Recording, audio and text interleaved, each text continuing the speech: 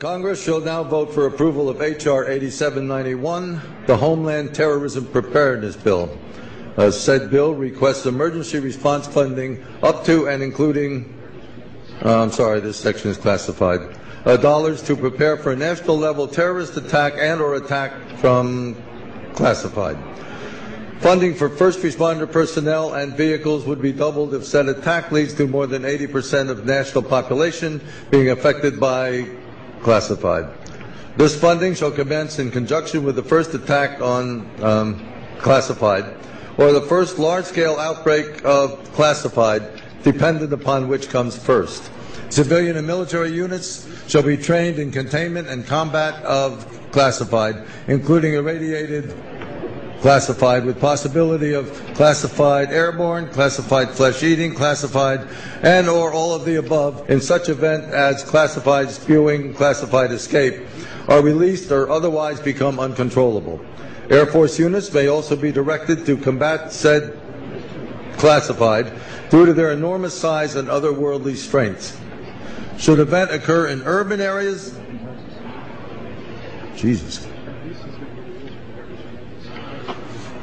that's classified, far surpassing our darkest nightmares. Should casualties exceed classified, body disposal actions shall be halted and associated resources shall be reallocated, shall be drafted and approved by classified. Having now reviewed the bill, I ask you to please cast your vote.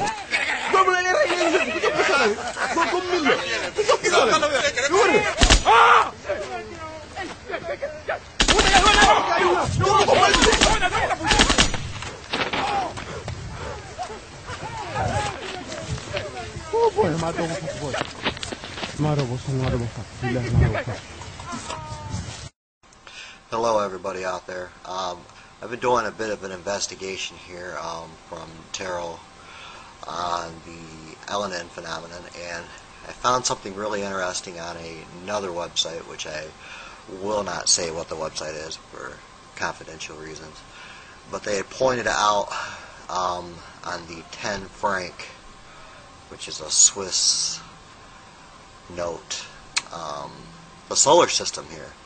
Well, as you can see, it shows a type of elliptical something or another coming through there. I'm assuming that right here we're showing planet X. Now, what I did to try to figure out exactly when this alignment, everything here would come together, I actually went as far as going ahead and putting in the date, the hypothetical date of September 26th, 2012. Now, here we go, we have our September 26th, 2012, or 2011, I'm sorry, 2011. The only problem is the elliptic is in the wrong place, but as you can see, if we move these around,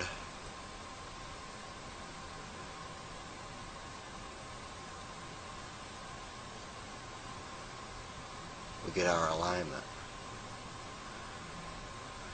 Get this all figured out. You see there? If you move those around just the right way, we have our alignment just like here. Mars, Mars, Venus, Venus, Mercury, Mercury, Earth, Earth, and of course the alignment of LNN on September 26th of this year. So I'm trying to figure out how they had this on here, considering this piece of money came out according to Wikipedia. Let's see here. It was initially released in the 5th of November of 1979. Now I find that a little odd, don't you? I mean, there's no way that can just be a coincidence that September 26, 2011, the day of the LNN alignment, is identical to this. The only problem that I'm having, like I said before, is that the elliptic here is wrong. Now, I've been into the study of ancient Sumerian and Babylonian stuff for quite a while, and you know, they mentioned, of course, several times Nibiru, and you know, in other cultures they called it Tyche, the Red Destroyer. I mean, there's many names for it, but there's something going on here, and I don't know, maybe somebody out there can take a look at this and figure it out better than what I can, but all I know is that this alignment appears here on September 26th. Now, when you put the other dates in, I've tried using different years, different dates. We don't get this alignment. This is the only time, September 26th, 2011. So I'll leave it up to you guys, you know, to see what you say about it, because to me, I don't know, it's not a coincidence. There's just no way that it can be a coincidence.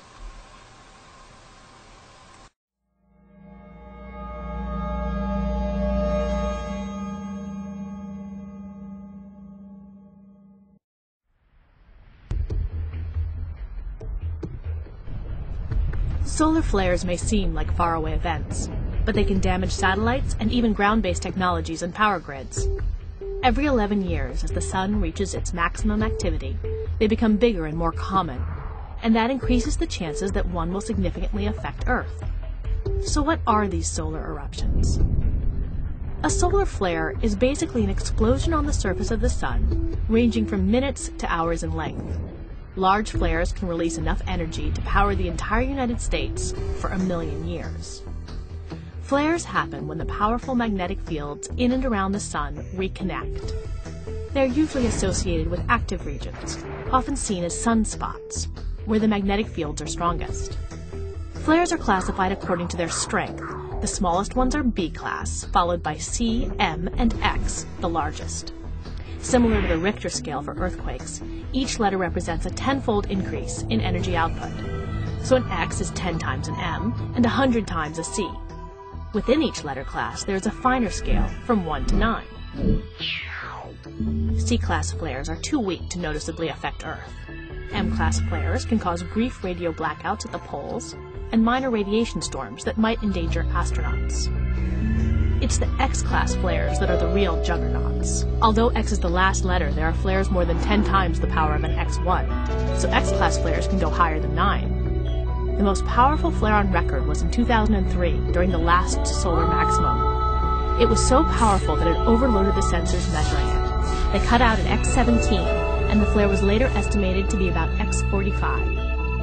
A powerful X-class flare like that can create long-lasting radiation storms, which can harm satellites, and even give airline passengers... All right, this is Donnie Gilson. I have just put together several different edited areas. I've been recording this particular vlog here probably the last day and a half, so I haven't had much chance to get back on since my last recording because a lot has been happening.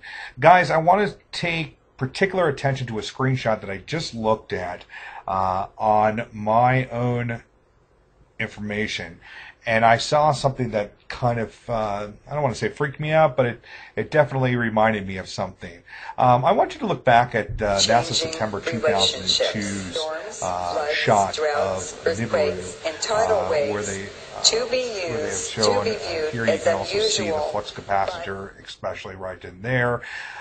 This is the same area that I've been shooting. Now I want you to take a look at my shot here, and we can definitely see the similarities between the two, and especially this particular shot. Guys, I'm going to go into some information. The next information I did an amendment to what I accidentally said. I thought it was cut out of my video yesterday about Dutch's family, and I'm going to go into that. So let's shoot into that here real quick.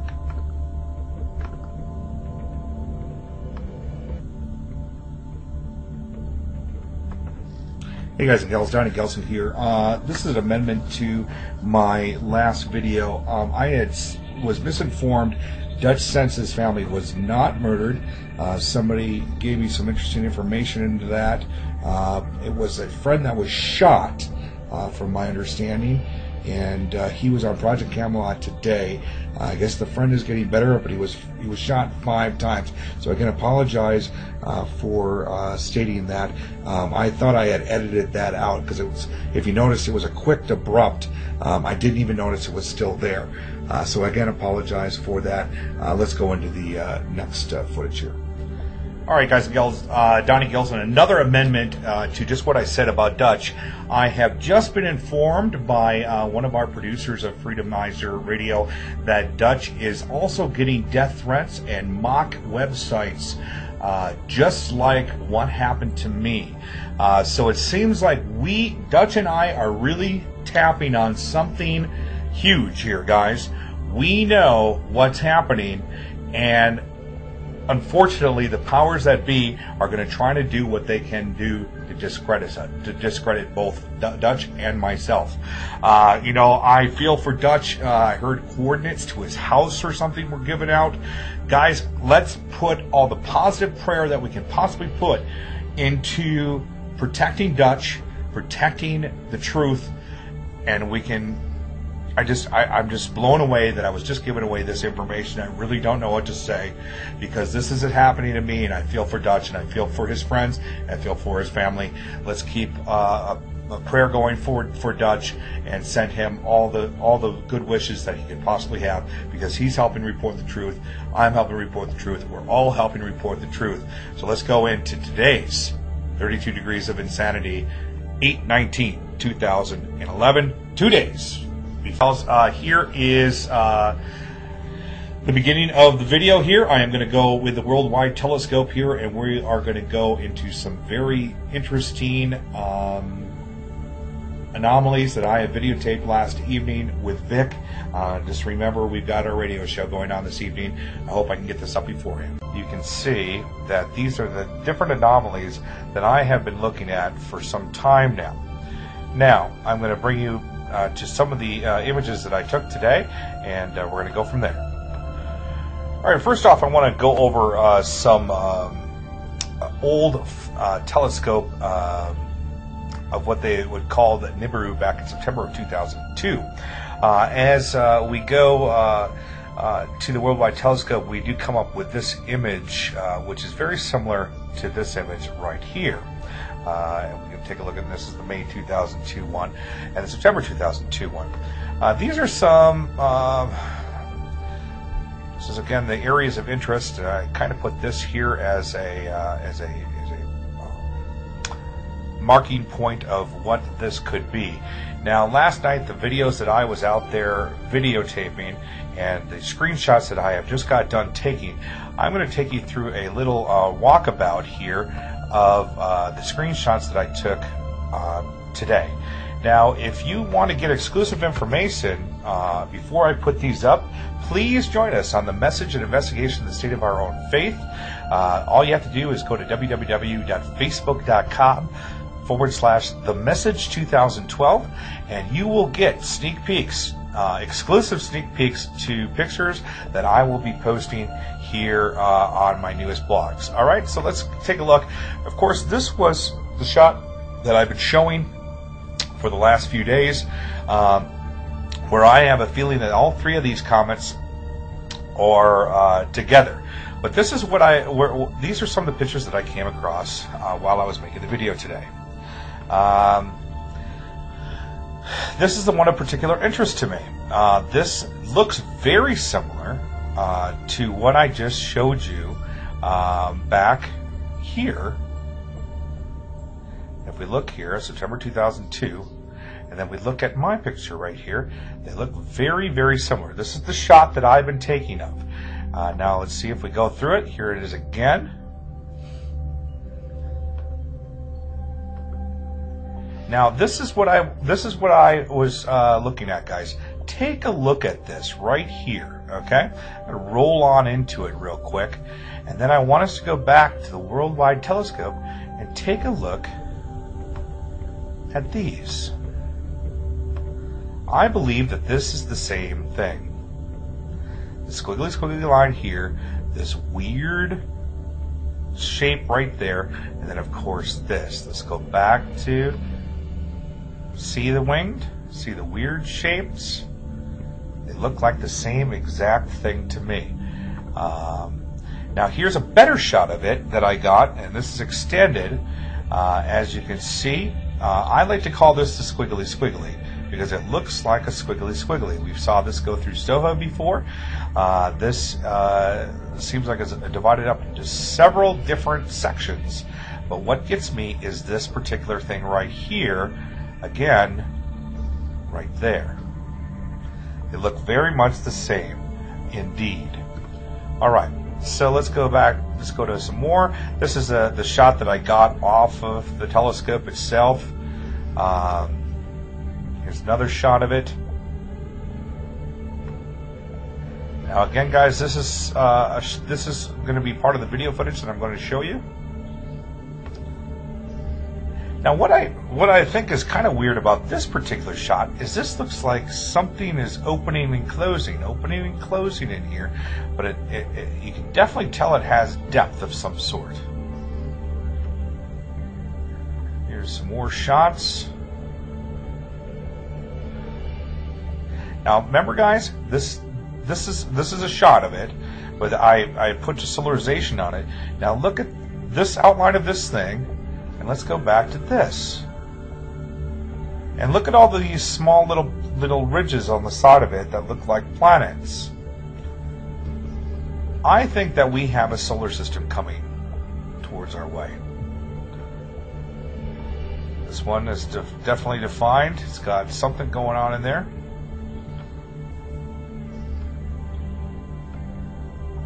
There it is again. You can tell this thing is pushing through with something.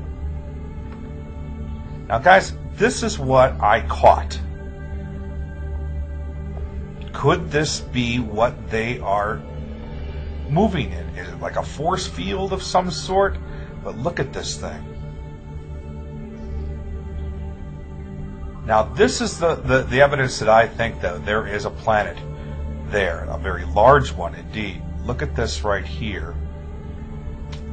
If this is a force field around, or this actually looks like almost like a rotation that's creating poles, or if this is a sun, imagine if this was a brown dwarf in there, and this is what's creating that light, this spectrum of light.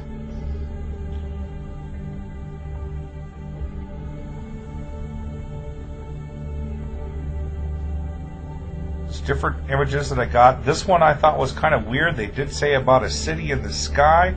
This looks like it could be something, but this is all the same object, guys. This is not Jupiter. Now, this is very much like a comet. You can see the tail coming out of it, and then that right there.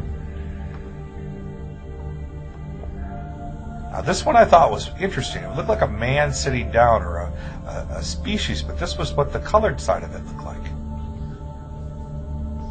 Again, we can see that weird image in there, but it looks like an S of some sort, or an aurora borealis or something going on in there. And of course, we've got, I call this the foot pick. Looks like the devil horns. It's a better picture of it for you. These are shots that I took. They look like the wheels of Ezekiel. That's what they remind me of. And there you go, guys. So anyways, I'm going to go into some footage here, and we're going to go from there. Let's go into the footage right now. Guys and gals, I was just out videotaping some footage tonight, and the moon was looking extraordinarily beautiful, and it had these type of wings going on with it. But this shot was actually very interesting. Let's zoom on down onto this thing here. Bring the picture up just a little bit. As you can see, there's something right there. And then there was three in a triangle here, and then another one right up here. I'm going to bring it up a little bit. What the heck was that thing, guys? And what I'm thinking it is, because it looks like it's got 1, 2, 3 things going on it. But gosh, guys, that's what I just taped. This thing looks like could be a huge asteroid. It looks like it's coming right at us. So the footage I'm going to try and show you here, take it with a grain of salt, but it just looks weird. Let's go on to the other photo here. There's one more. Yeah, right over here. We have the same anomaly going on down here. Bring it up here. As you can see, there are those weird planets. Then when I bring it down here, there is the thing. And there's something over here. There's a planet over here.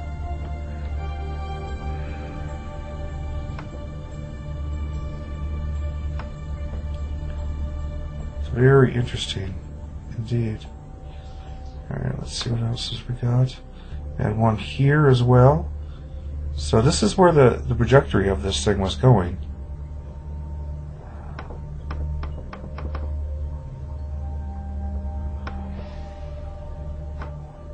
There we go, guys, look. It's the Hanged Man. Right there. The flux capacitor, just like I told you. Just like that. And there it is right here. Making some sort of... That's the flux capacitor, guys. I got it. This is huge, guys.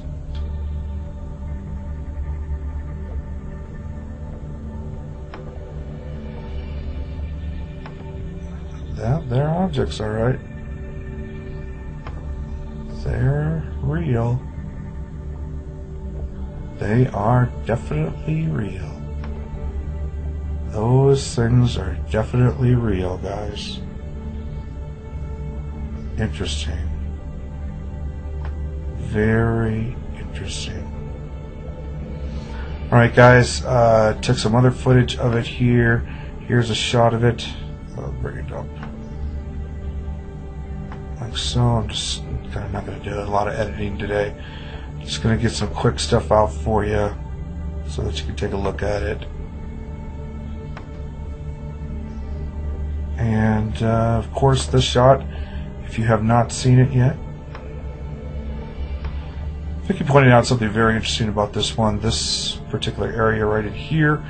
But as I said, I've got a theory of the thrust on this one. This definitely looks like it's under intelligent control, guys. Come on. Alright, this one I just find absolutely amazing. It looks like a flashlight of some sort. But guys, you can see right over here as I pull in on it, you can see the thing that's holding on to it. I've got some theories of what this may be. Let's see here, what else do we got? This is Vic's favorite one. She thinks this one's absolutely incredible. This one is one of my favorites. Look at that flame, guys. That's a flame. Serious flame. Serious flame. See here, oh yeah. So I was on the worldwide telescope, and this is my telescope. Took a shot of it. I talked about this on my last video. I want to go more in depth on this in my next coming videos. Show you more of a close-up of the shot without, right there.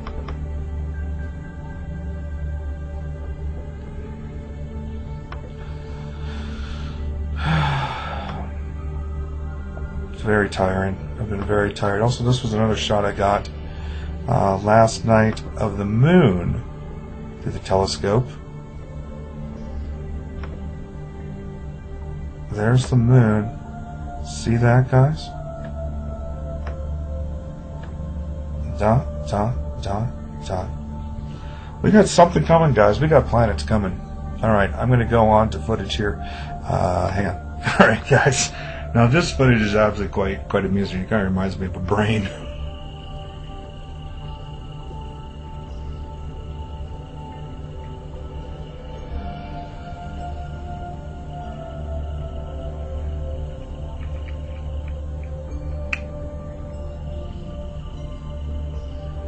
Guys, this isn't Jupiter. This thing is moving so fast up the horizon. It's not Jupiter. No way.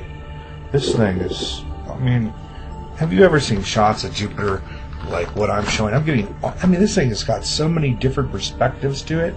It's amazing. It's like a shape-shifting thing. It's amazing.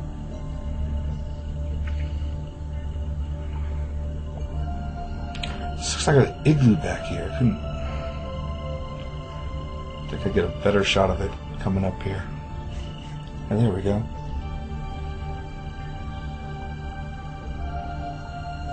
Let's stop this real quick. It's late. I'm going to do a little bit more footage here and then I'm going to close out. I'm going to show you some footage here that I have shot throughout the night. I do believe that I might have caught the mothership on tape.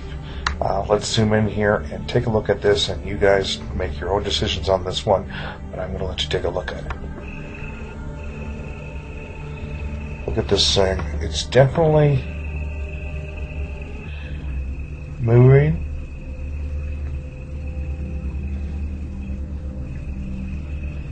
It's got grooves in it as well.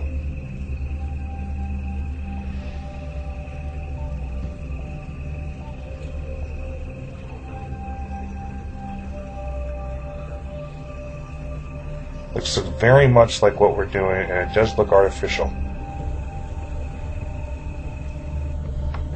Just taking a different perspective of the moon here, and I can't really see it that well. So I'm trying to line it up. And this thing looks like it's heading right towards the moon, so maybe that's how I'll be able to get a shot of it a little later, because I, for some reason, cannot line this telescope up correctly. So maybe I just need days of figuring it out, because that thing I just can't line up on it for some odd reason.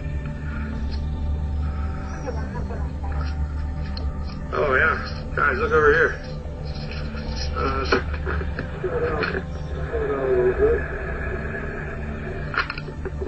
It's a red dot. That's so weird. Why is it just a red? Look at this.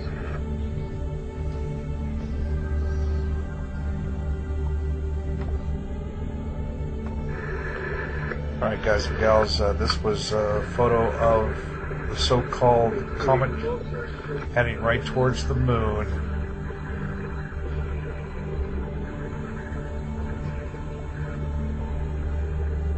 The moon was really weird too.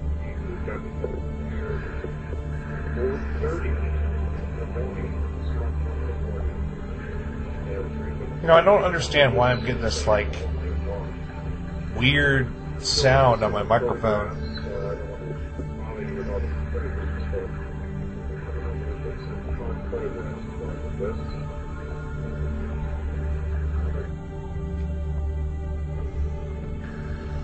This guys is getting really close.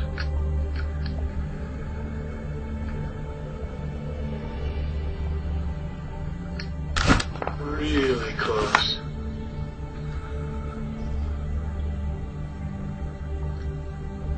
Really close. What is this thing?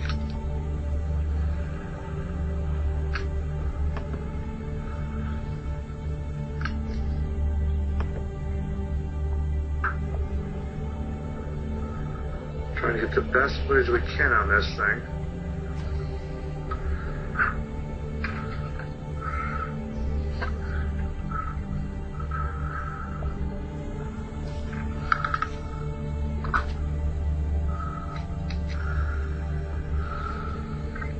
There we go. That's a really good shot of it.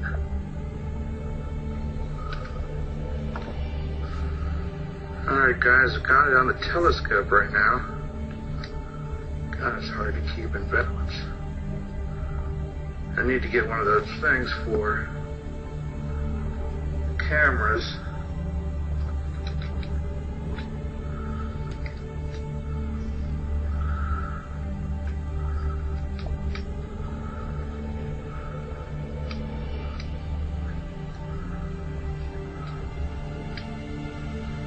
There we go, guys.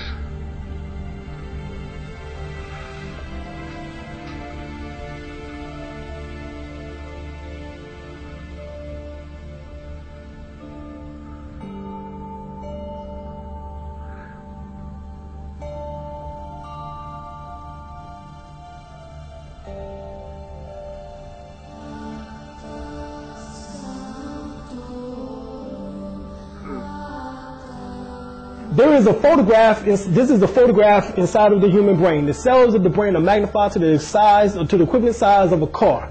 The electromagnetic clouds looking in the center. Now, if I didn't have this part up here, what would you think this was? A spaceship.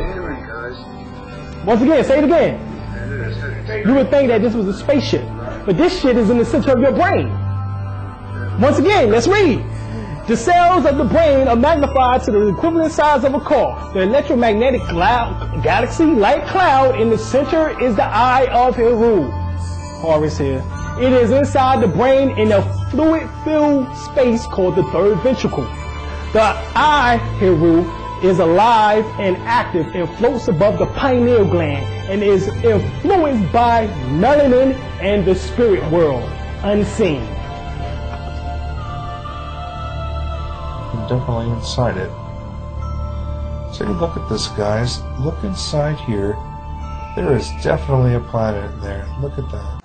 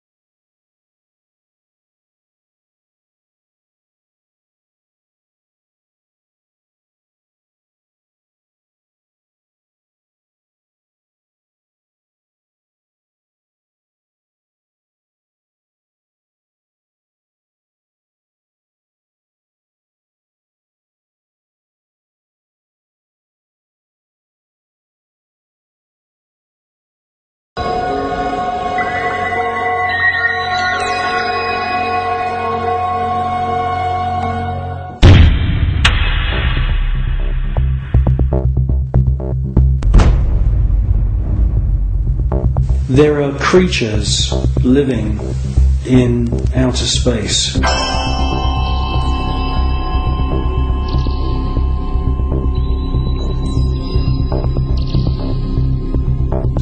And I'm the first one to realize how crazy that sounds.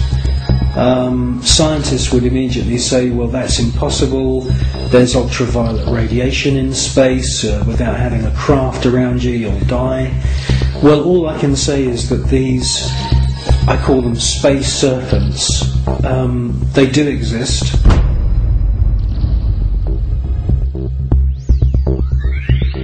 They've been filmed by Story Musgrave, who's a senior space shuttle commander. He's been with NASA for 30 years.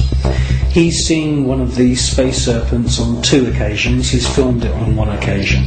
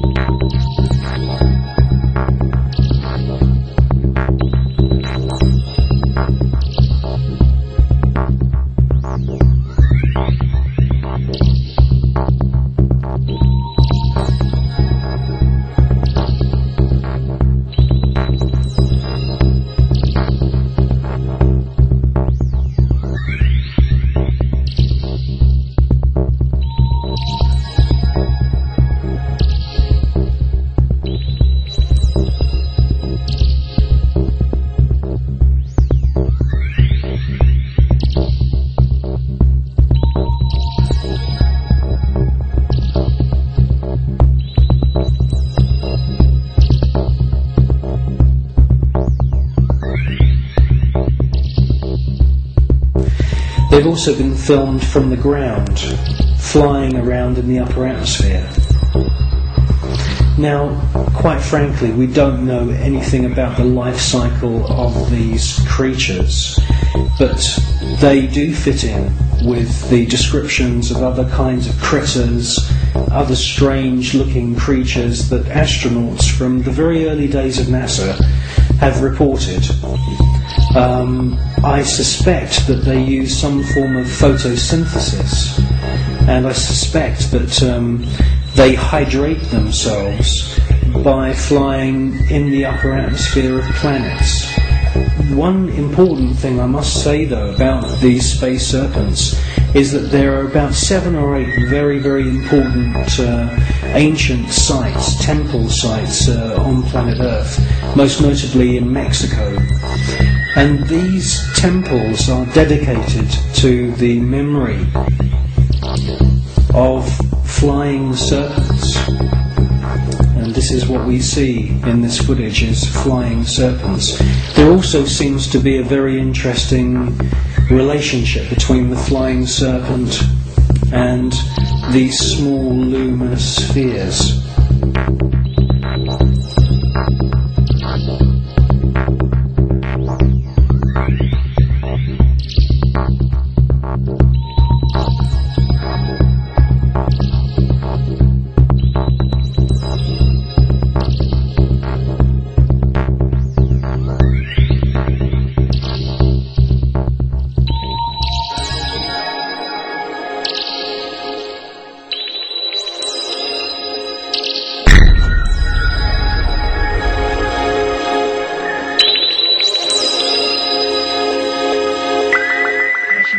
Houston, we are using the payload bay cameras right now to hopefully catch a glimpse of the Russian space station Mir as it performs an on-orbit burn. Though it will be difficult to pick Mir out from the stars as they pass behind us, the payload bay cameras are positioned such that they're looking straight back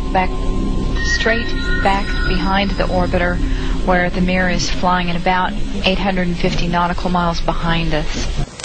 Well, obviously this is a massive faux pas that this piece of footage was accidentally broadcast.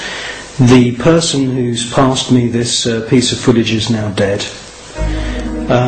The footage that we see, mostly of UFOs, has been filmed with image intensifying equipment.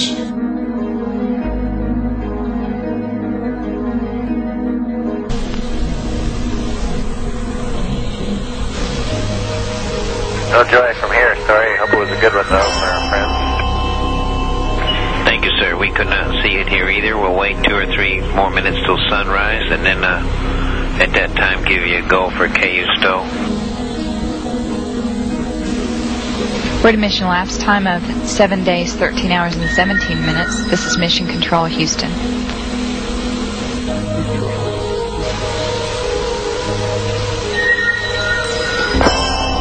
The Mir space station is now visible on the far left-hand side of the screen, about an inch from the bottom of this particular picture.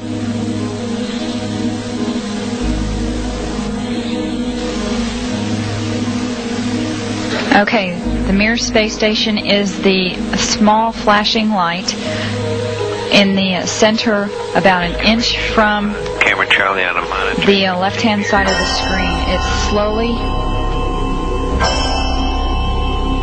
Charlie, how on the camera? It is slowly moving closer to the left-hand side and is has a very light flashing to it. We think on the middle of the screen, way to the left-hand side.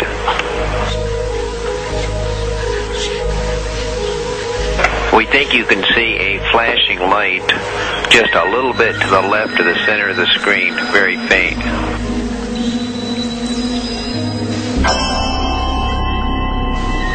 Yeah, we do see something flashing visually, but we're not sure that might be...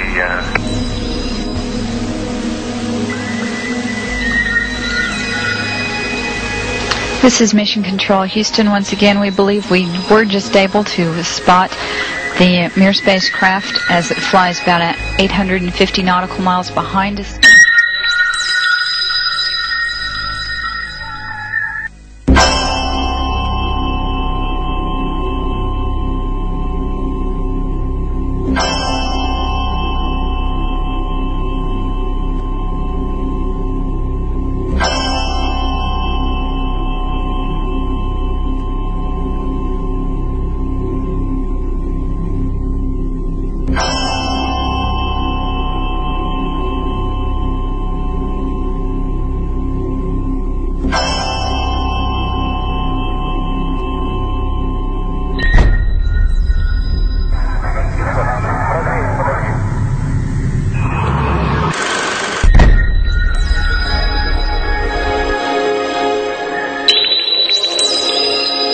Yes, STS-80 was a very, very strange space shuttle mission.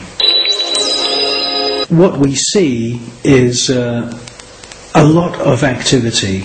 It can't all be put down to natural phenomena. James Oberg at NASA and all the other pundits at NASA would love you to believe that these are all ice crystals and space junk and debris. Quite frankly, if there was that amount of debris, that sheer number of shooting stars flying around in close proximity to the space shuttle and the Mir space station, it would be not safe to put craft up into space. A piece of rock just a few millimeters across, travelling in the opposite direction of the space shuttle, would rip through the entire structure of the space shuttle and cause a fatal accident.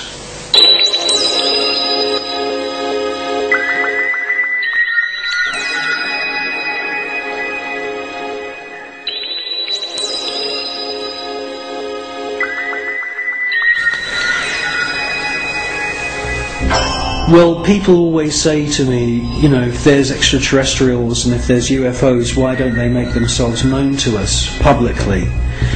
Well, I think with the space shuttle mission STS-80, that's exactly what they did do. You see objects which are out of focus, or they are transparent in some kind of way. And the first one comes from behind the space shuttle, comes into the field of view, and they make their way to the upper atmosphere. That's at least what it looks like. It's joined by many others, and you get a kind of rough circular formation appearing. And then you get the piece de resistance. The last orb comes into the center of this formation, and as soon as it finds its position, it lights up. And then you can see a sort of dance of lights around this formation. Now, this suggests to me incredible intelligence. It suggests to me that they are saying, look at us, look how clever we are. And it's an astounding piece of footage.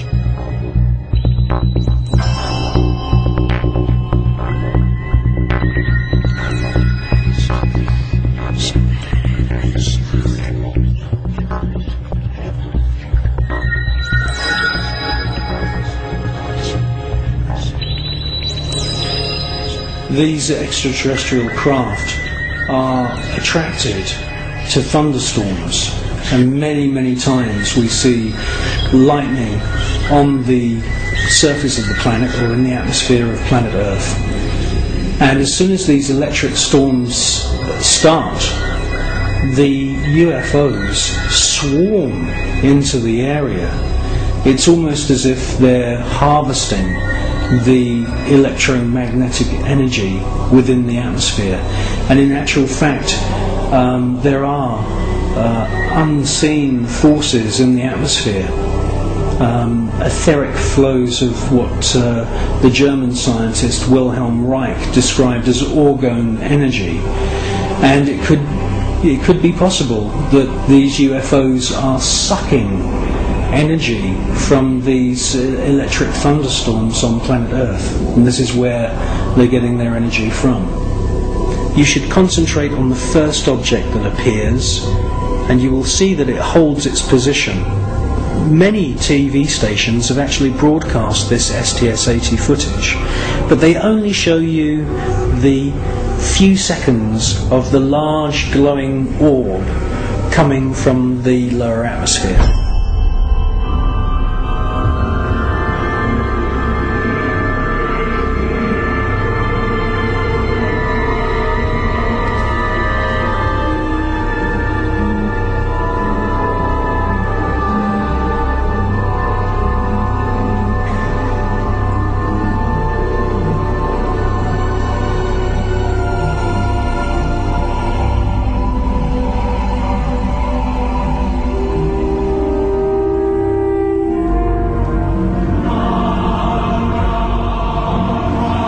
the cameraman who's operating the space shuttle camera is fully aware that the first object has held its position, and after the large orb has ascended from the lower atmosphere, and the shuttle is moving away from the scene, the cameraman is actually zooming in at the end of the sequence to double check the position of the first luminous orb, and it's a fascinating piece of video.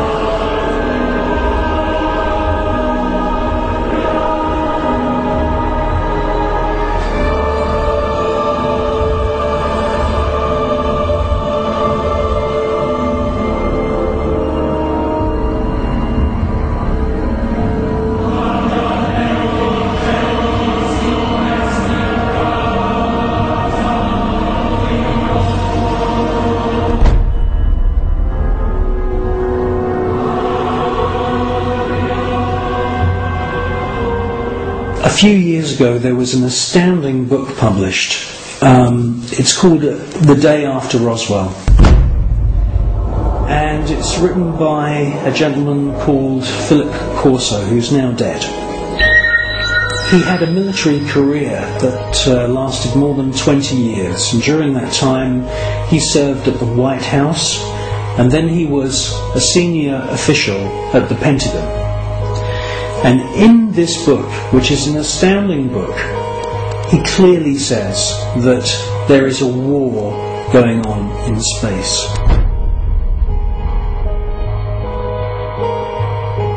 In other words, NASA and the American military have designed weapons. He says in his book that some of the weapons are based on patents of the genius inventor Nikola Tesla. Philip Corso tells us that there are plasma beam weapons being used against these UFOs, and that sometimes these UFOs are hit.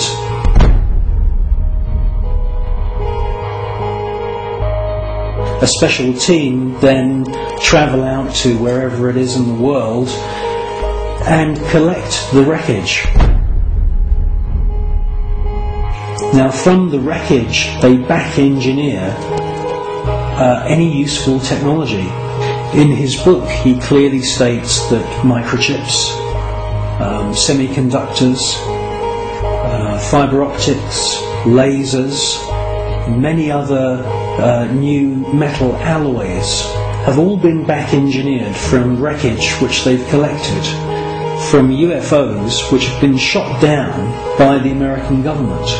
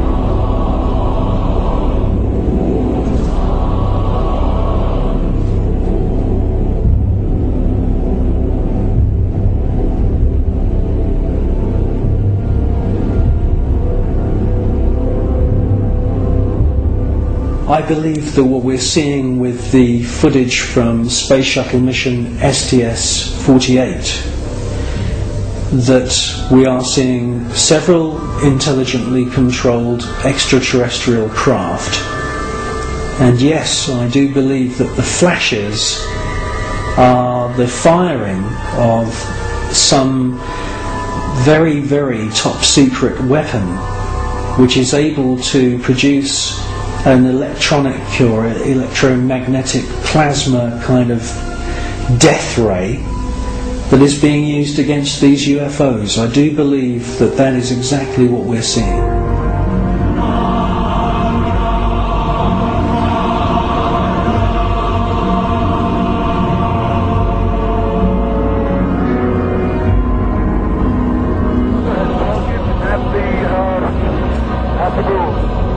The tether has broken. It is going away from us. Get it on the TV. The tether has broken. Copy. Space Shuttle mission STS-75, the tether incident. A lot has been said about this incident. Personally, I feel that most of the objects that you see are actual individual parts of the tether, just floating around in space, and that they're out of focus. It's a fascinating piece of footage, and I wouldn't be surprised if there weren't, quite a few UFOs coming into the scene to check out our technology, just as the same as they've done many times before. The crew can see the tether and see the satellites. It's beautiful.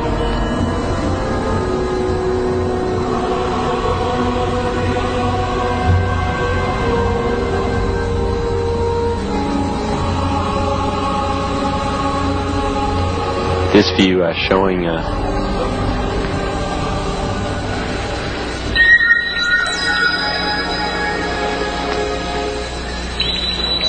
satellite.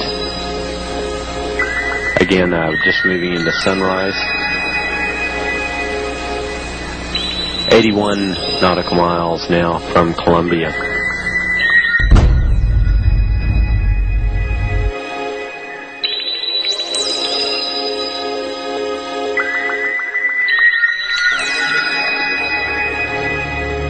You clearly hear one of the astronauts being told there's an object at your 11 o'clock position. It's about your 10 o'clock, 11 o'clock going away. Don't worry about it. And the other astronaut, who's obviously in the know, says don't worry about it. Out there. That's what you're talking about. I suspect that the senior astronauts, the astronauts who've been up more than just once, are fully aware that there is a very large number of unexplainable objects flying around. Never mind.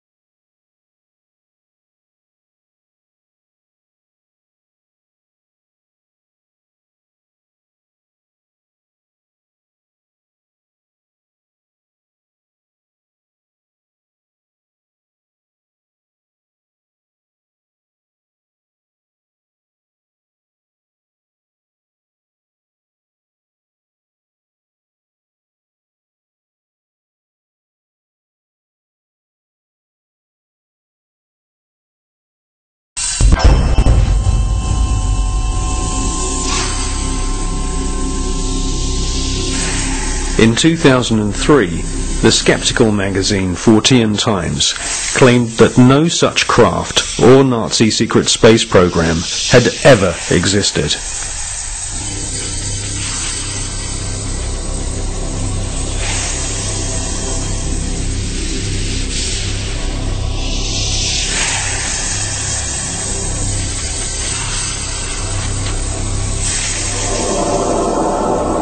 But we have been given patents from leading German manufacturing companies, including Juha, Krups and BMW, which prove beyond all reasonable doubt that Hitler considered the Nazi secret space program a top priority.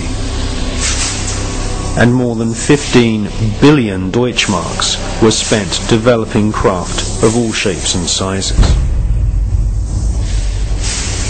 Secret memos from SS officers revealed that Werner von Braun and Hitler both believed that there were alien civilizations in the universe, and it was their intention to not only conquer all nations on planet Earth, but to also colonize the moon.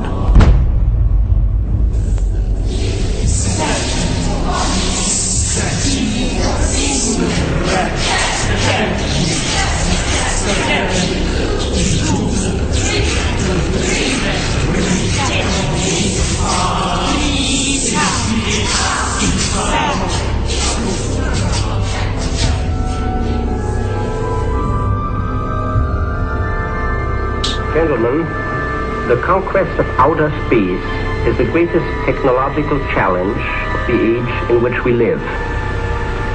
The first decisive step in the conquest of space will be the placing of an object into an orbit wherein it will indefinitely circle the Earth.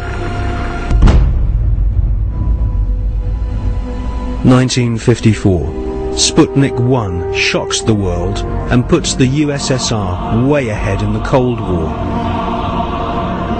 Sputnik 2 takes a dog into space, the first living creature to leave the face of planet Earth. Russia then shocks the world by sending an unmanned probe to the moon. Meanwhile, the US Army plan Project Horizon, a plan to colonize the moon with Americans. This plan was soon abandoned when the true nature of the hostile environment of outer space was discovered by American and Russian scientists.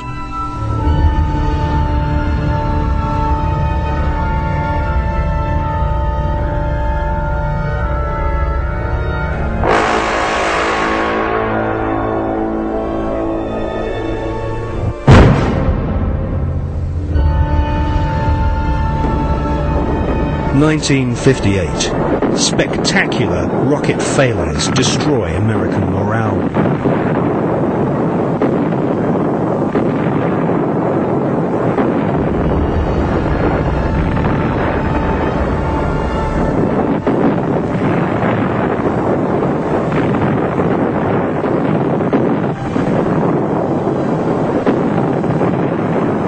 The Explorer 1 space probe confirms planet Earth is surrounded by dangerous radiation. Radiation so powerful that it could cause nausea and cancer. The Van Allen radiation belts and solar particles from the Sun are extremely hazardous to humans. Space is also full of micrometeorites, which can rip through spacesuits and metal in the blink of an eye. Meanwhile, Russia celebrate getting the first man into space, Mr. Yuri Gagarin.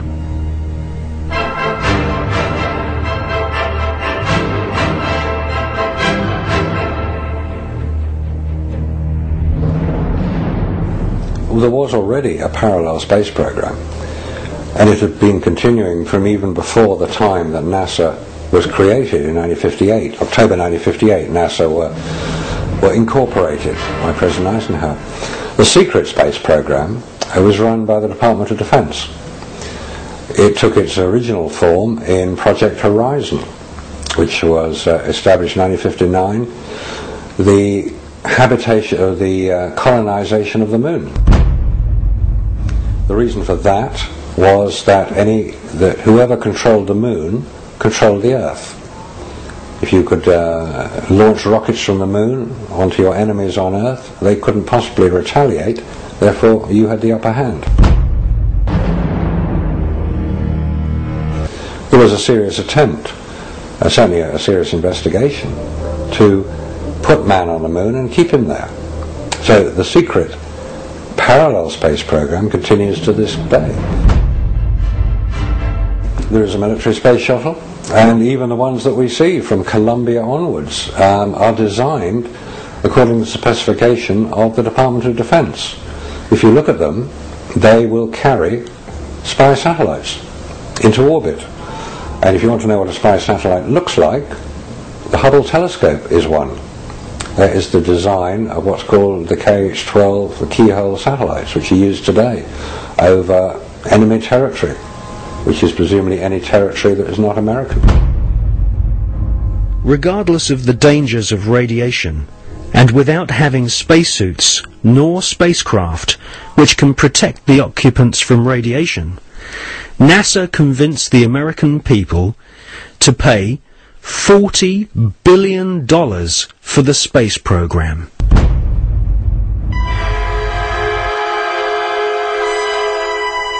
The most lethal forms of radiation, of course, are at the higher end of the spectrum. That's gamma rays and X-rays. We know what ultraviolet can do. If you stay out too long in the sun, you get sunburn and skin cancer and die, and it's all very sad. But gamma rays, and X-rays especially, are particularly lethal to humans, unprotected humans. There was no protection that I have been able to identify. I've found no reference to it. I found nothing that will tell me what level of protection is offered, so I have to assume none was. I've contacted the manufacturers of the spacesuits, and they said there was no radiation protection built into the spacesuits, because I asked them if these same spacesuits could be used by technicians to go to Chernobyl or 3 Mile Island, because the nuclear reactors produce the same radiation as produced in space. They said no, not advisable, no protection. Ex-Nazis were now in charge of vast amounts of tax dollars. In today's value, the Nazis at the heart of the NASA space program were given more than $600 billion. All NASA had to do was announce a new space project, and the money was handed over so that the American government could save face in the Cold War. Alan Shepard and John Glenn were blasted into space using equipment which was still in the prototype stage.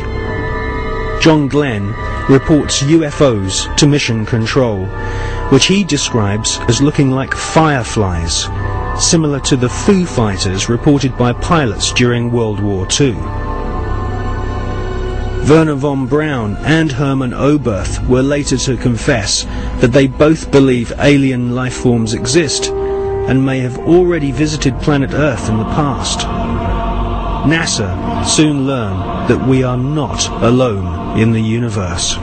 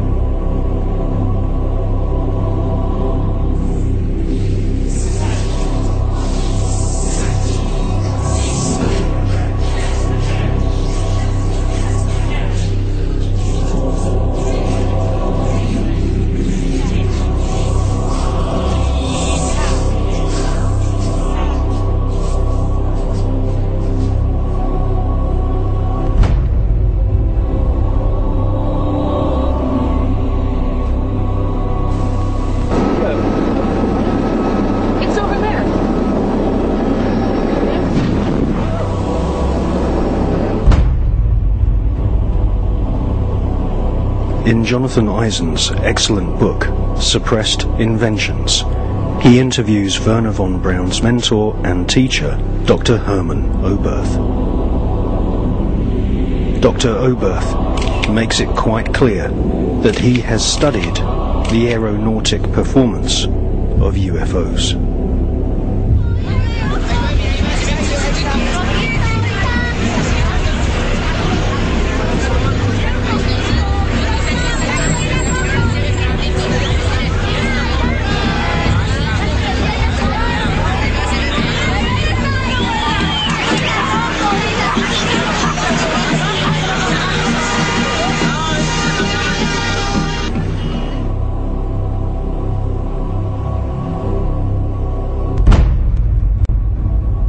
In 1972, Dr. Hermann Oberth made the following statement.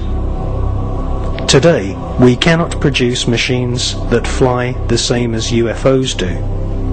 They are flying by means of artificial fields of gravity. This would explain the sudden changes of directions.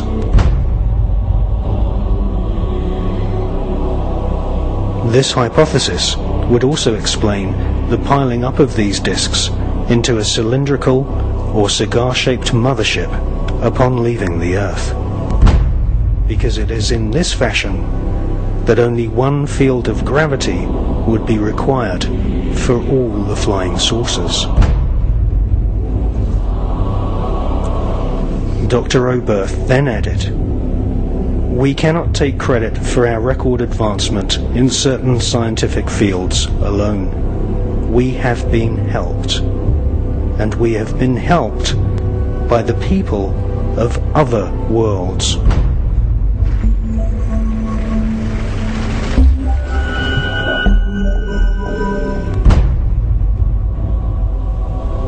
Dr. Hermann Oberth was the greatest pioneer of astronautics.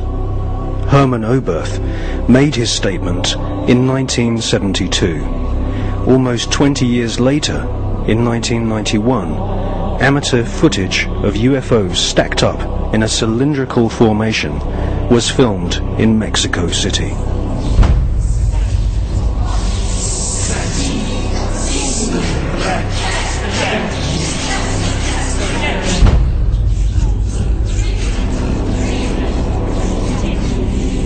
It's a monopoly that is being conducted through science about the possibilities of finding life in a different planet or satellite in the space.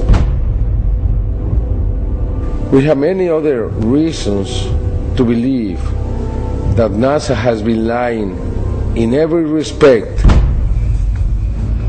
It's very difficult to know if the politicians know the real truth or not.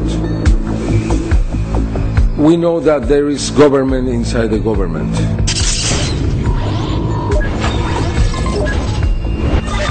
We know that there is military intelligence. We know that in America, after the Manhattan Project was created, that group subsists. And that group was the one who handled the Roswell crash, the Socorro crash, and others. Are you talking about Majestic 12? Yeah, probably it's a different name now. Now it's not Majestic 12, now it's something else. I'm here to discuss the so-called flying saucers. The Air Force interest in this problem has been due to our feeling of an obligation to identify and analyze to the best of our ability anything in the air that may have the possibility of threat or menace to the United States. In pursuit of this obligation, since 1947, we have received and analyzed between 1,000 and 2,000 reports. It's very difficult to know if Bush and Blair and others are puppets, or they are innocent, or they are the mastermind. What we really know is that there are many who decide together what to do in any kind of situation.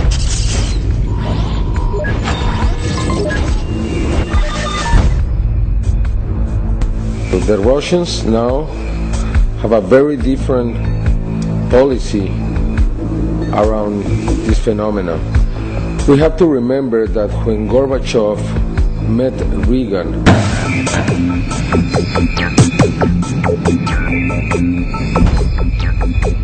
many times he asked about the technology that the United States have obtained from the others, and always Reagan joking replied to Gorbachev, "What did you do with it too?"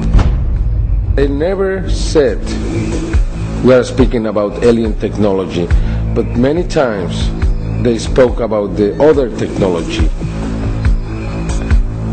And we know that Gorbachev renounced to the race, the Cold Era, because he learned that the United States had technology from these beings. From the Greys. From the Greys.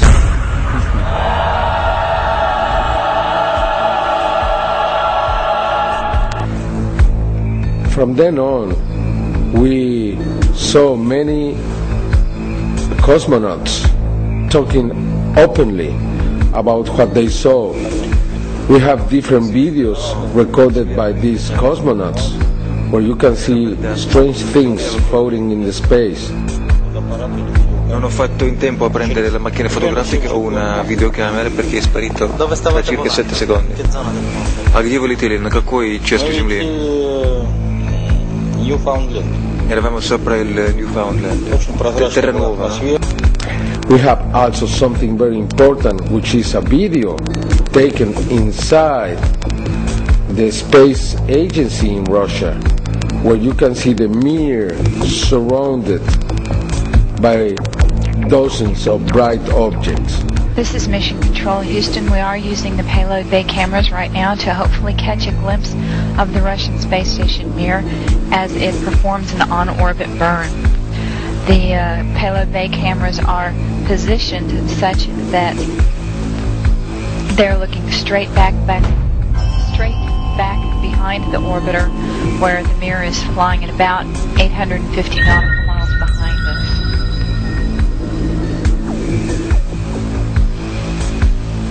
No joy from here. Sorry. Hope it was a good one, though, for our friends.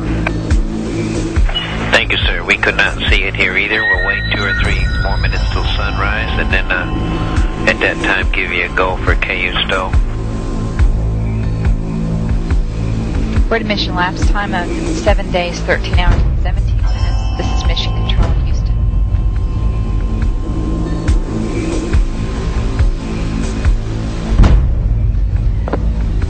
The Mir space station is now visible. Yeah, we do see something flashing visually, but we're not sure that might be...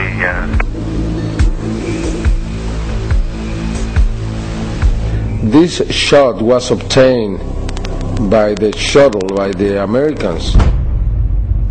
NASA never released that piece of video. It means that we have 2 different positions. One that is openly saying, yes, we have experience out in the space. That's the Russians. The Russians. And we have the other, which is the NASA explanation that there is nothing in there. They don't release anything. We have to obtain every evidence from an outside source, but not from NASA.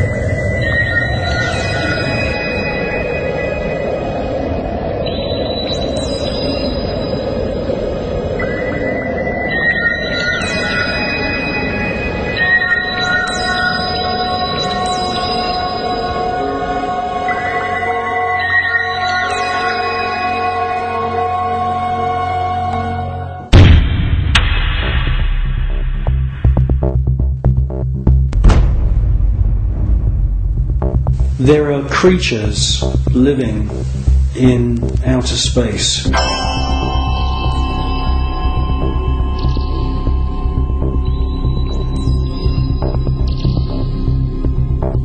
And I'm the first one to realize how crazy that sounds. Scientists would immediately say, well, that's impossible. There's ultraviolet radiation in space. Without having a craft around you, you'll die. Well, all I can say is that these, I call them space serpents, they do exist.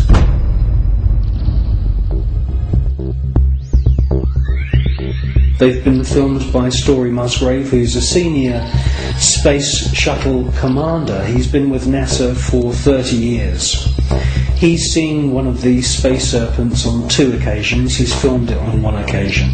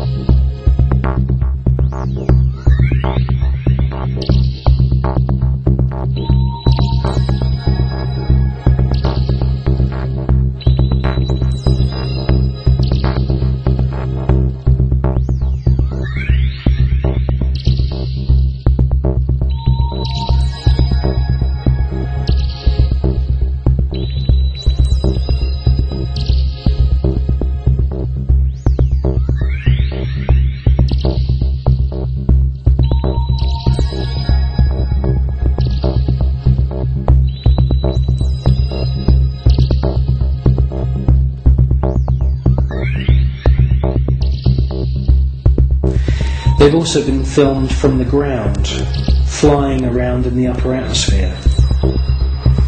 Now, quite frankly, we don't know anything about the life cycle of these creatures, but they do fit in with the descriptions of other kinds of critters, other strange-looking creatures that astronauts from the very early days of NASA have reported. I suspect that they use some form of photosynthesis, and I suspect that they hydrate themselves by flying in the upper atmosphere of planets. One important thing I must say, though, about these space serpents is that there are about 7 or 8 very, very important ancient sites, temple sites on planet Earth, most notably in Mexico. And these temples are dedicated to the memory of flying serpents. And this is what we see in this footage, is flying serpents. There also seems to be a very interesting relationship between the flying serpent and these small luminous spheres.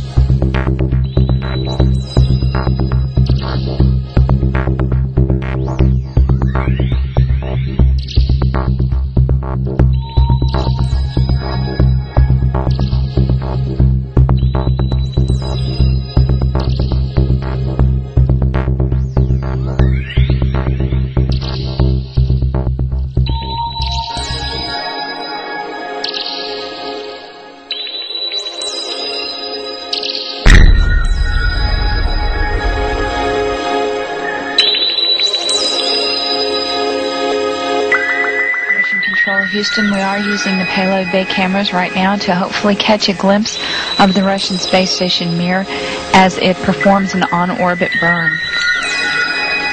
Though it will be difficult to pick Mir out from the stars as they pass behind us, the payload bay cameras are positioned such that they're looking straight back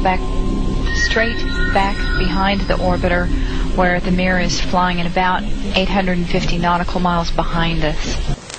Well, obviously this is a massive faux pas that this piece of footage was accidentally broadcast. The person who's passed me this piece of footage is now dead. The footage that we see, mostly of UFOs, has been filmed with image intensifying equipment.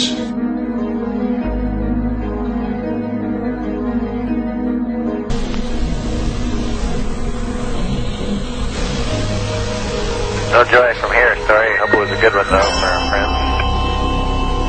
Thank you, sir. We could not see it here either. We'll wait 2 or 3 more minutes till sunrise, and then at that time give you a go for KU stow. We're at a mission lapse time of 7 days, 13 hours, and 17 minutes. This is Mission Control, Houston.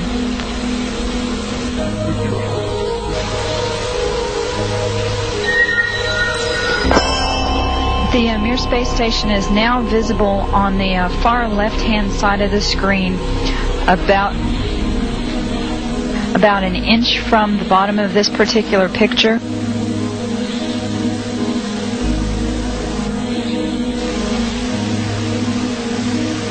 Okay, the Mir space station is the small flashing light in the center, about an inch from Camera Charlie on a monitor. the left-hand side of the screen. It's slowly... Charlie Hill on the camera. It is slowly moving closer to the left-hand side and is has a very light flashing to it. We think on the middle of the screen, way to the left-hand side.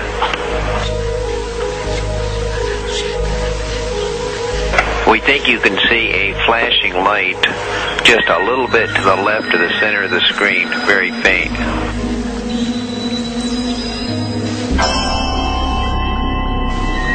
Yeah, we do see something flashing visually, but we're not sure that might be...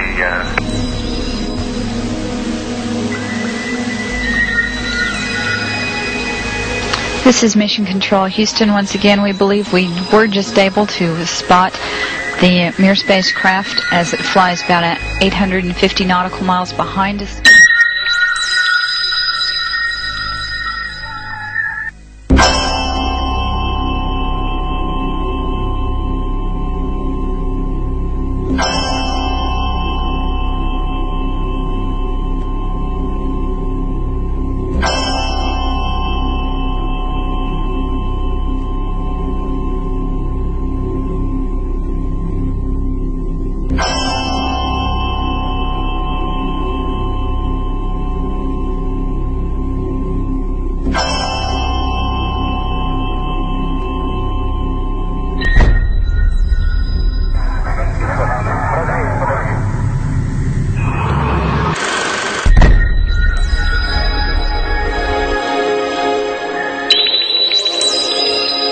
Yes, STS-80 was a very, very strange space shuttle mission.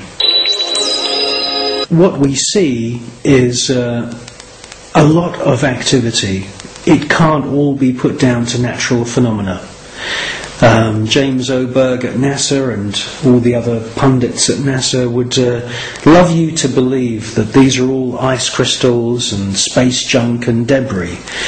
Quite frankly, if there was that amount of debris, that sheer number of shooting stars flying around in close proximity to the space shuttle and the Mir space station, it would be not safe to put craft up into space.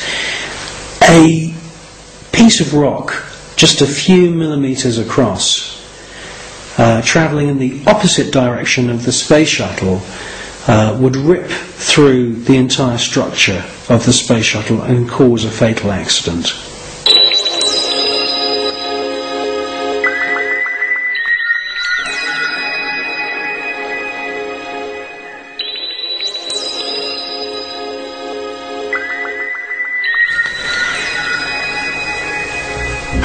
Well, people always say to me, you know, if there's extraterrestrials and if there's UFOs, why don't they make themselves known to us publicly? Well, I think with the space shuttle mission STS-80, that's exactly what they did do.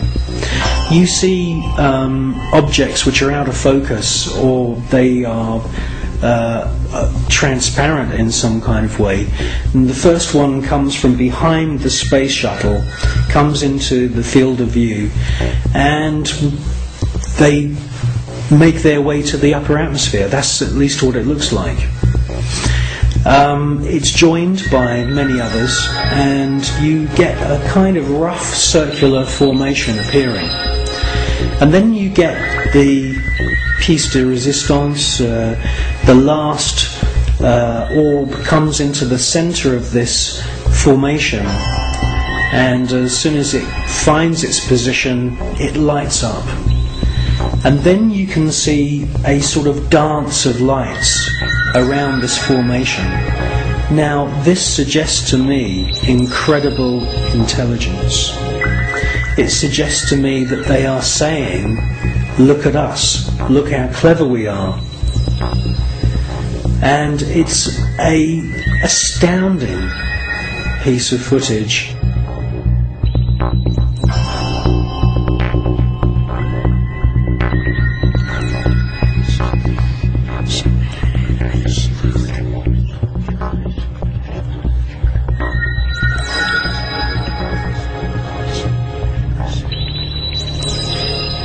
These extraterrestrial craft are attracted to thunderstorms, and many times we see lightning on the surface of the planet or in the atmosphere of planet Earth. And as soon as these electric storms start, the UFOs swarm into the area. It's almost as if they're harvesting the electromagnetic energy within the atmosphere. And in actual fact, there are unseen forces in the atmosphere, etheric flows of what the German scientist Wilhelm Reich described as orgone energy. And it could be possible that these UFOs are sucking energy from these electric thunderstorms on planet Earth, and this is where they're getting their energy from. You should concentrate on the first object that appears, and you will see that it holds its position. Many TV stations have actually broadcast this STS-80 footage, but they only show you the few seconds of the large glowing orb coming from the lower atmosphere.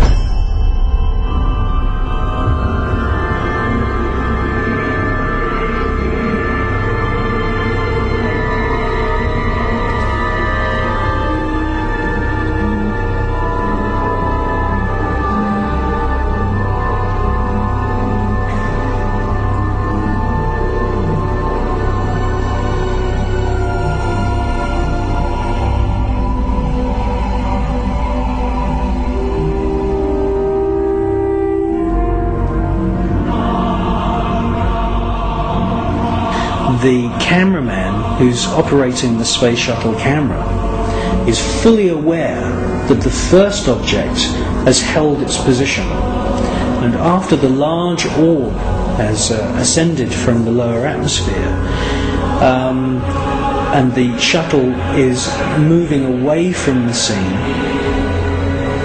the cameraman is actually zooming in at the end of this sequence to double check the position of the first luminous orb, and it's a fascinating piece of video.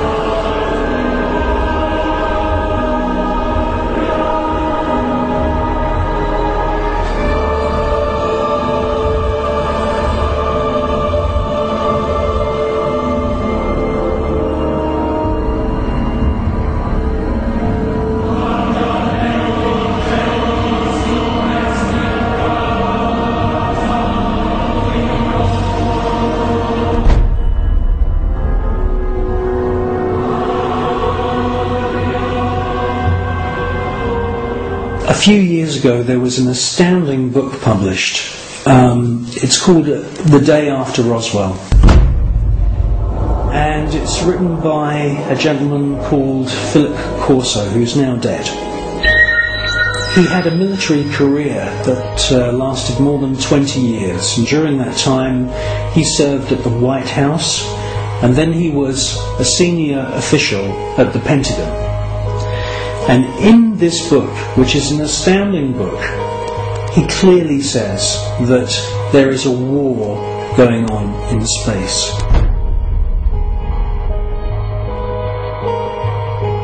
In other words, NASA and the American military have designed weapons.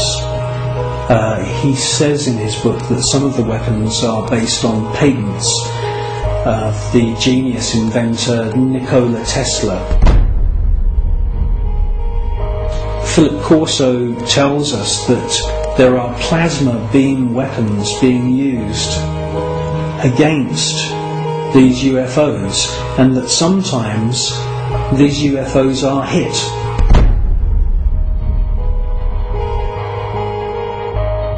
A special team then travel out to wherever it is in the world and collect the wreckage. Now, from the wreckage, they back engineer any useful technology. In his book, he clearly states that microchips, semiconductors, fiber optics, lasers, many other new metal alloys have all been back engineered from wreckage which they've collected from UFOs which have been shot down by the American government.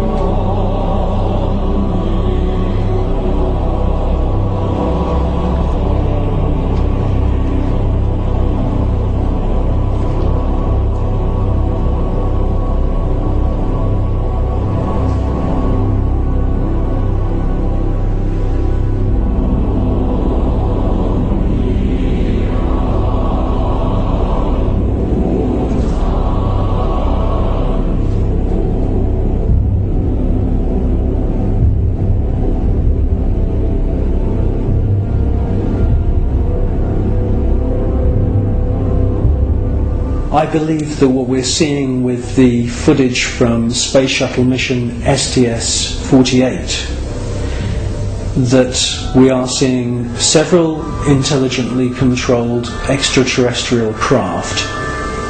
And yes, I do believe that the flashes are the firing of some very, very top secret weapon which is able to produce an electronic or electromagnetic plasma kind of death ray that is being used against these UFOs. I do believe that that is exactly what we're seeing.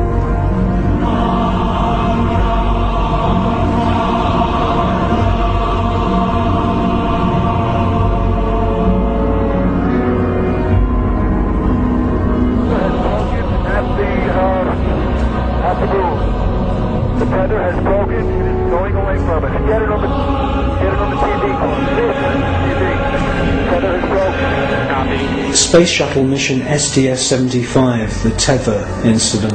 A lot has been said about this incident. Personally, I feel that most of the objects that you see are actual individual parts of the tether, just floating around in space, and that they're out of focus. It's a fascinating piece of footage, and I wouldn't be surprised if there weren't, quite a few UFOs coming into the scene to check out our technology, just as the same as they've done many times before. The crew can see the tether and see the satellite. It's beautiful.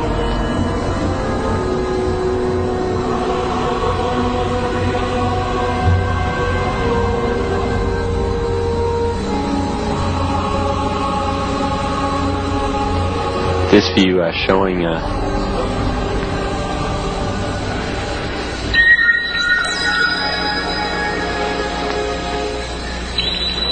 the satellite. Again, just moving into sunrise. 81 nautical miles now from Columbia.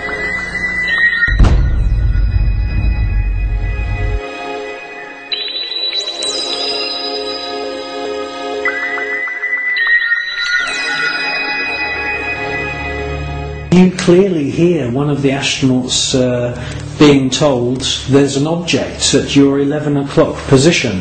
It's about your 10 o'clock, 11 o'clock going away. Don't worry about it.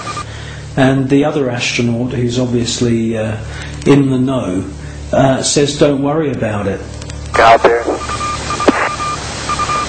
That's what you're talking about. I suspect that the senior astronauts, the astronauts who've been up more than just once, are fully aware that there is a very large number of unexplainable objects flying around. Never mind.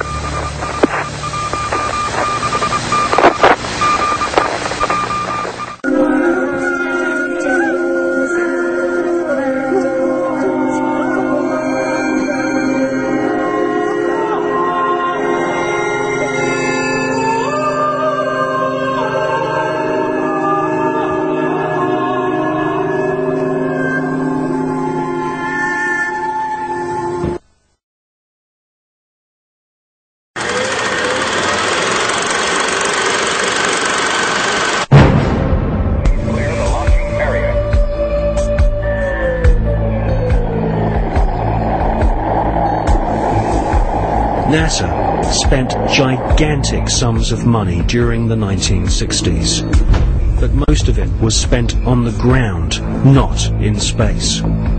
Huge American corporations, many of which were manufacturing hardware for the military, made gigantic profits designing space vehicles and, more importantly, life-sized models of spaceships, and even huge stage sets resembling the lunar surface. Someone in NASA had realized that after taking billions of dollars from the American people, if they couldn't make it to the moon, they would fake it to the moon. Obviously, if you're going to somewhere that nobody has been before, you need to have a simulator which recreates that environment as closely as you can. If you're going to the moon, you recreate the surface of the moon. And here we see a section of the lunar surface created. It's about 30 foot high, 30 foot long, 35 foot long. Scale is given by the two people standing in front of it. There were plenty of simulation exercises, but the point is, and this should be taken into account in virtually everything that is discussed with the Apollo program, 400,000 people may have worked on the program in total, but none of them had a need to know more than his own job required. The people who were making the rockets didn't know what the people who were making the spacesuits were doing, because they had no need to know about that. Their job was to make the best models and the best simulation of the lunar surface that they could. And if we come up to this picture here, we see the three scales on which these models were built. We have here the whole moon as one unit. It stands about 20 foot high.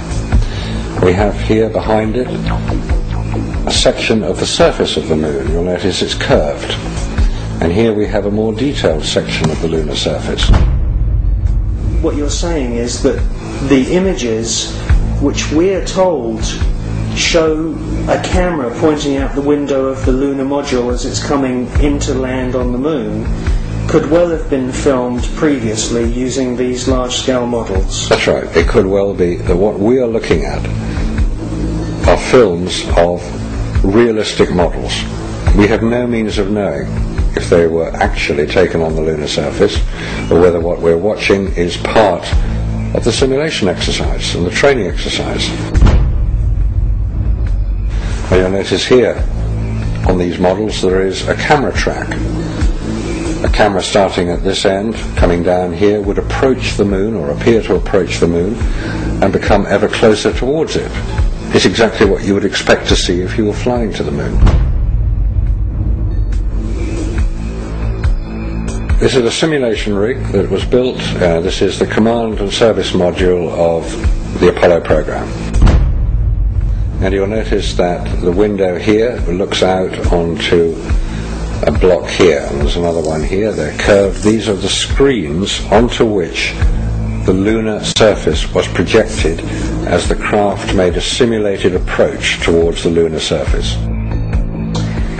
Is what we're seeing a mixture of fact and fiction? It is fact. It is fiction. It's mixed together. It's hard to separate them until you examine it closely. If a spacecraft is in deep space, the only possible explanation for a light seen through the window of the spacecraft is the sun. It's the only bright light in space. If it's not the sun, then it has to be some other artificial light, which implies that that particular image is possibly fiction. July 1961. NASA was soon being criticized for the flimsy construction of their hardware. The first orbital capsules did not even have windows in them for the astronauts to look out of. One of the most vocal critics was one of NASA's most respected astronauts, an all-American hero named Virgil Gus Grissom, who almost drowned when recovery helicopters were unable to lift his space capsule from the sea. After a successful journey into space, Gus Grissom almost died through NASA's bad planning. Or was this an early attempt to silence Gus Grissom?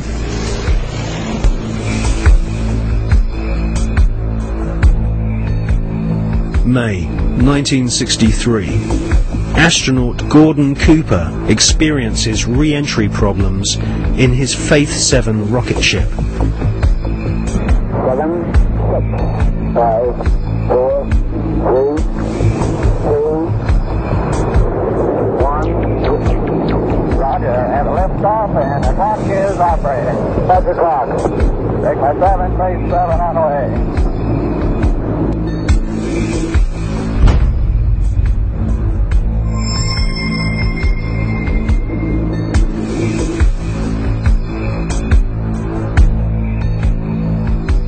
The prototype lunar module, known as the LIM, had serious stability problems.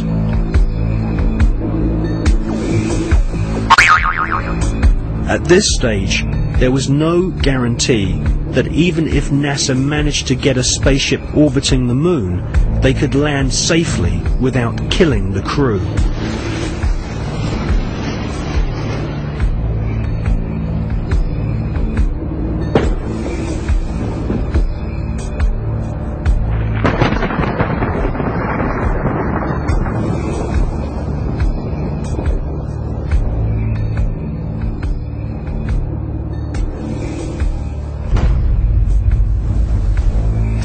Could the footage which we see of the LIM approaching the moon be filmed in a TV studio? It was filmed in a TV studio. There's absolutely no doubts whatsoever about that. And the way that this film was created was by the use of models. There's nothing secret about the models. They exist. You can go and see them today. The models were very lifelike, very realistic. There is one that is a life-size model. It's in Flagstaff in Arizona. It's 2 miles long, and it's an exact replica of the Sea of Tranquility.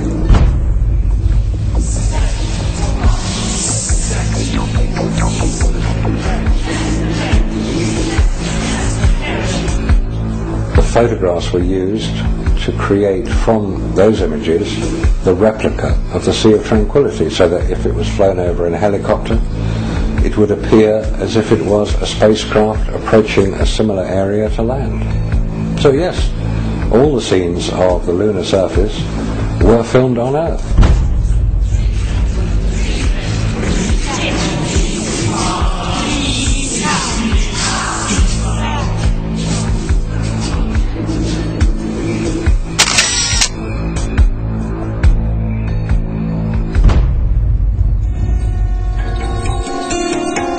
June 1965, Gemini 4 is launched and the first man walks in space. Flight departure started.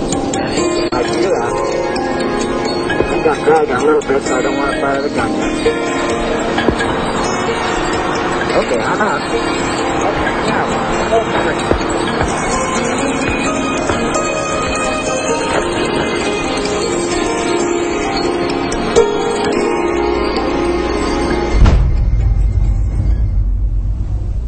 Extensive rehearsals at docking spacecraft were performed in low Earth orbit.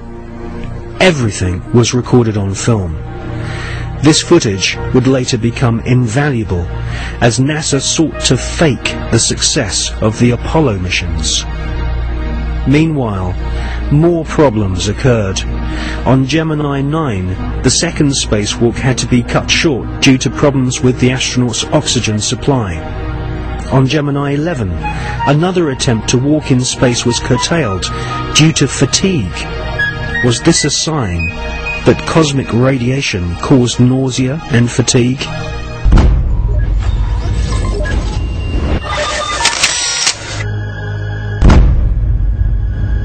NASA could not risk the public humiliation of having brave astronauts crashing to their deaths on the lunar surface, broadcast on live TV.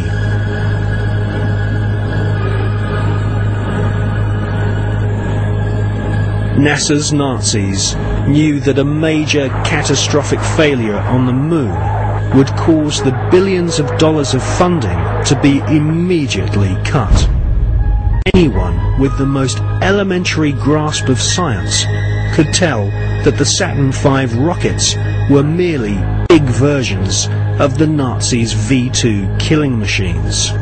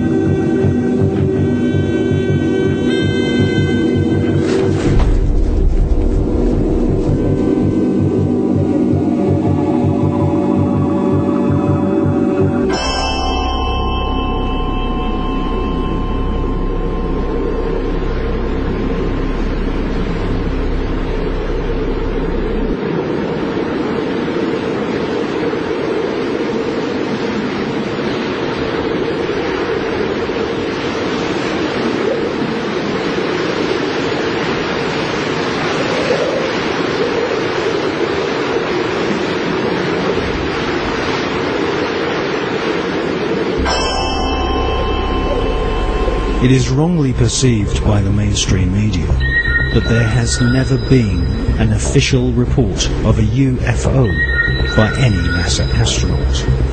This is simply not so.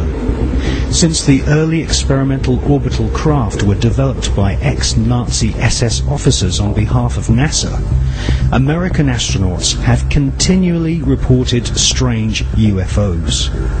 In many cases, photographs and even film was shot of these mysterious, unidentified flying objects. During his pioneering orbital flights in the Gemini 7 capsule, NASA astronaut Jim Lovell clearly alerted Mission Control of a bogey at 10 o'clock high. Capcom at Houston asked James Lovell if he had an actual sighting of a UFO.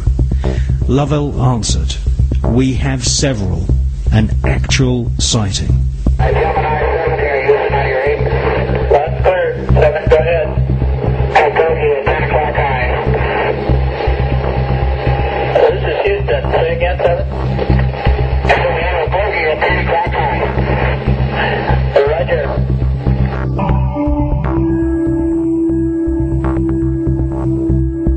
On the 4th of June 1965, astronaut James McDivitt reported seeing a cylindrical-shaped craft. Could this be one of the cigar-shaped motherships which have been filmed from the ground on many occasions, most notably in Russia and California during the 1970s?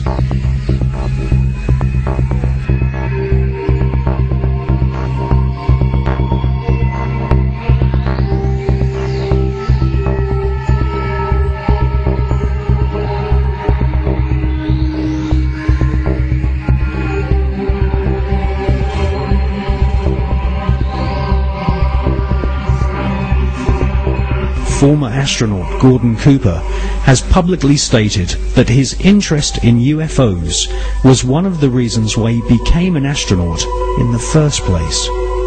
In 1978, Gordon Cooper attended a meeting of the Special Political Committee at the United Nations General Assembly in order to discuss the UFO phenomenon. In a letter signed by Gordon Cooper, he said, "I believe that these extraterrestrial vehicles and their crews are visiting this planet from other planets.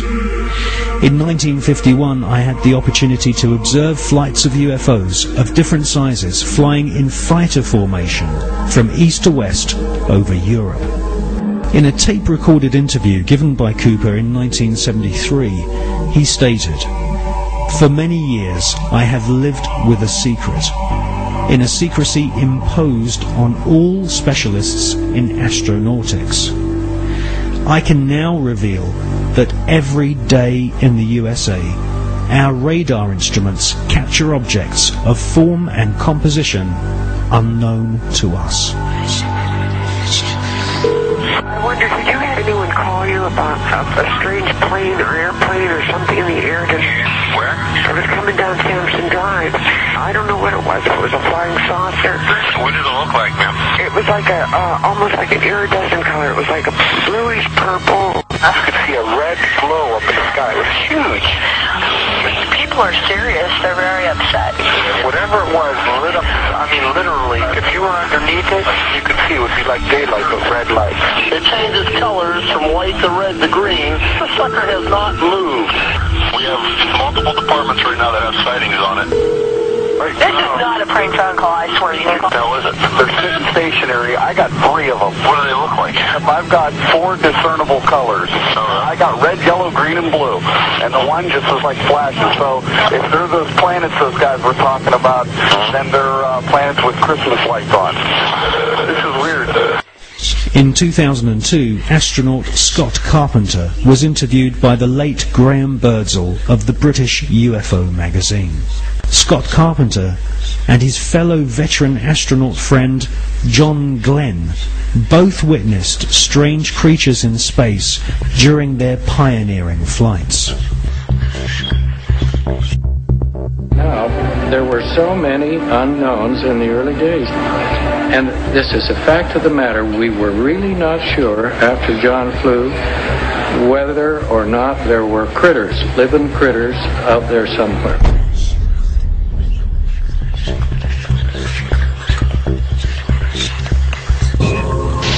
После этого, значит, у нас солнце засудится, мы все введем, потом начинаем проверку.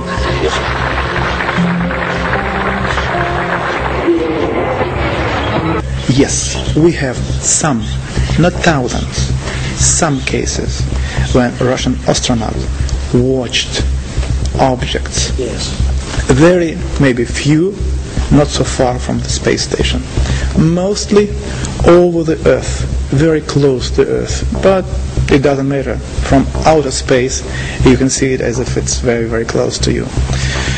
And I talked to Musa Manarov and I talked to Gennady Strikalov and the other astronauts, and they told me that they have seen much more cases of UFOs, but without possibility to film it, because he said it's always like with Russians. When you see something, whether this camera is without battery or with battery lying at the other end of a spacecraft, or as Musa once told me, I see strange, interesting objects, but at the same time a spacecraft is coming to me and I need to dock it, and I can't leave the place and film it.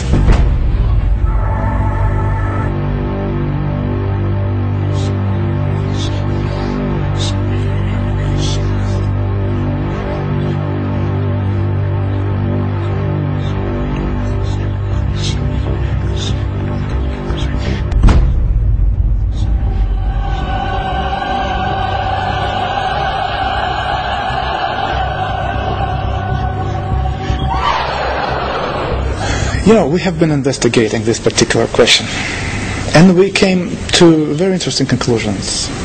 I wouldn't say that millions of people or thousands, no, but there are many people who have not been abducted because on their level of knowledge and on their level of understanding and abilities, they do not need to abduct people. No. I will try to explain what's going on. When you say they, you're talking about the... It is, yes, it is. It is. When it is are flying here, there are some kind of scientific expeditions which are visiting the planet.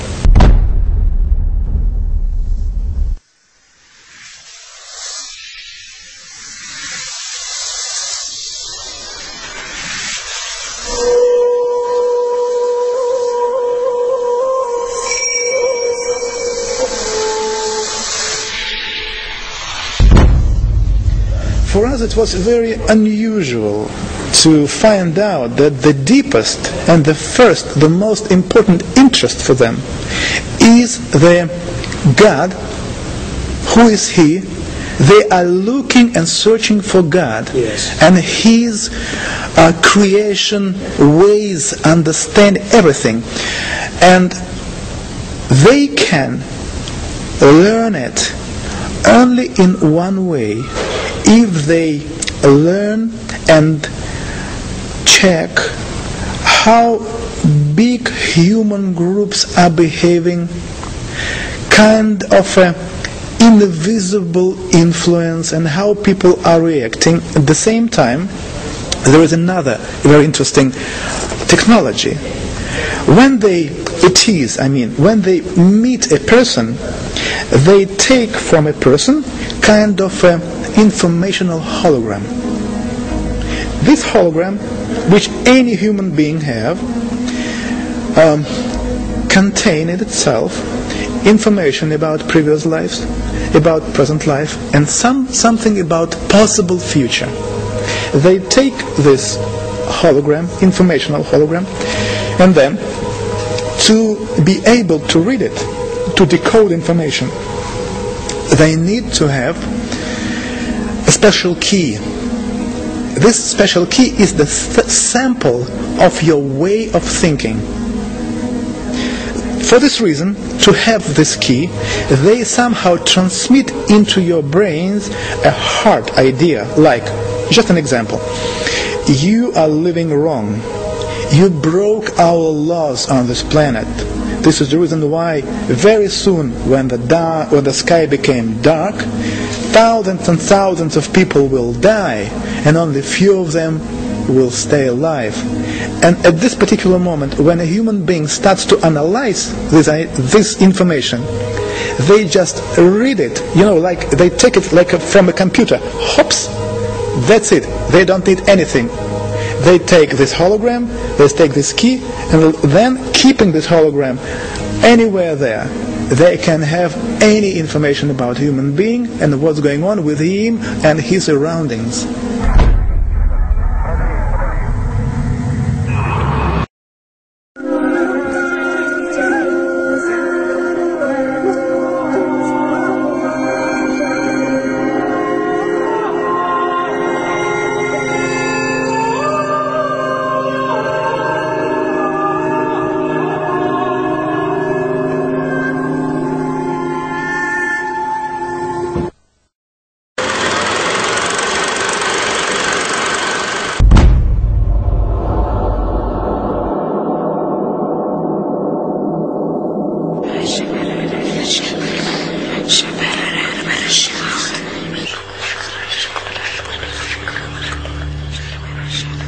Regardless of whether the Apollo moon landing was faked or not, an interesting photograph hangs on the wall of the Sanctuary of the Scottish Rite Masons in Washington, D.C. This photograph shows astronaut Neil Armstrong holding a Masonic apron over his spacesuit. The photograph has seemingly been taken on the moon, or at least on a studio set which resembles the surface of the moon. Neil Armstrong has become a mysterious character since his alleged moon expedition. According to the records of the Ohio Grand Lodge of Masons, Neil Armstrong's father is a Freemason. In fact, Neil Armstrong Sr. is a high-ranking 33rd degree Freemason. Neil Armstrong's co-pilot, the second man to have allegedly walked on the moon, was Buzz Aldrin. At the time of the Apollo 11 mission, Buzz Aldrin was a 32 degree Freemason.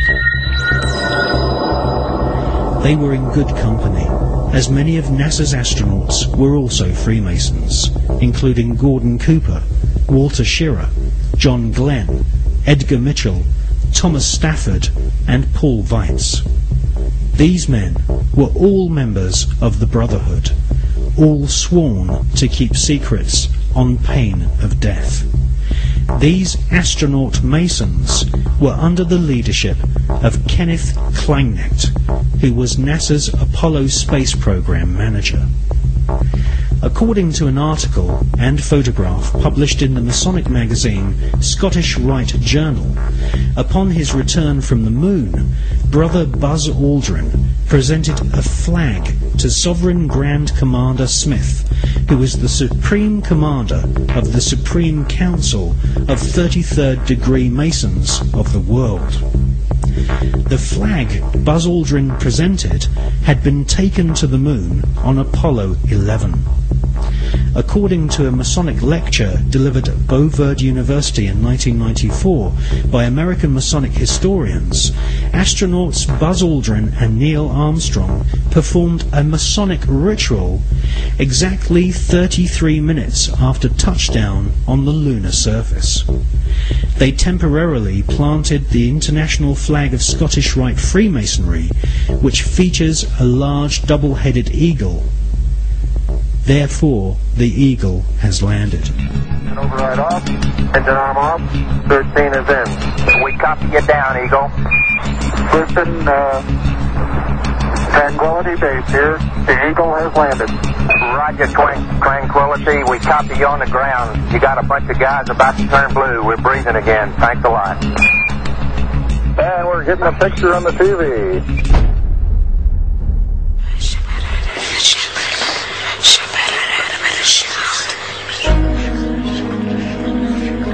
The short Masonic ritual Armstrong and Aldrin allegedly performed declared the celestial body of the moon to be the property of the Masonic God. Who is the Masonic God? as confirmed by former Supreme Commander of the 33rd Degree and Grand Wizard of the Ku Klux Klan, Albert Pike, the Masonic god is Lucifer.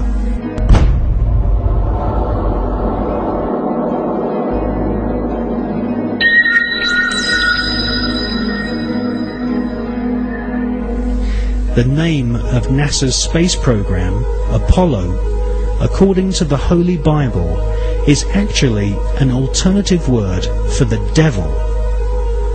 We can see this in the Bible as the word Apollyon. Apollyon appears as the name of Satan in the original texts of the New Testament Gospels.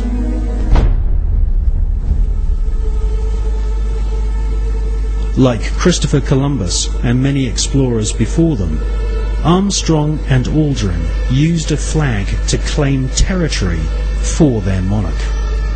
Upon their return, NASA Space Program Manager Kenneth Kleinecht invited the Apollo crew to a secret Masonic ceremony, which saw Kleinecht's brother be appointed to the Sovereign Grand Commander and titular head of all Scottish Rite Masons throughout the world.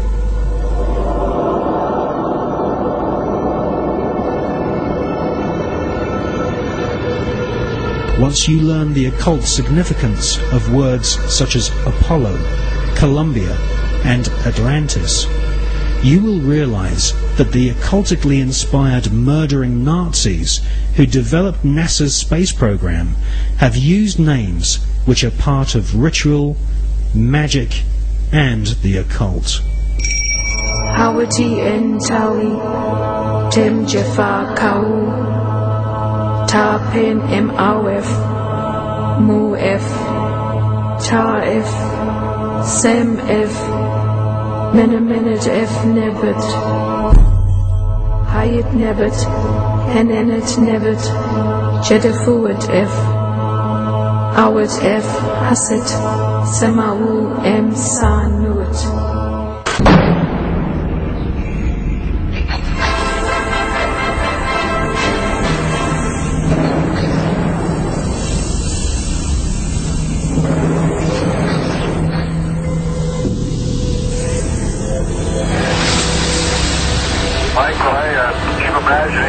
I'm a lonely traveler from another planet. What do I think about the Earth from this altitude?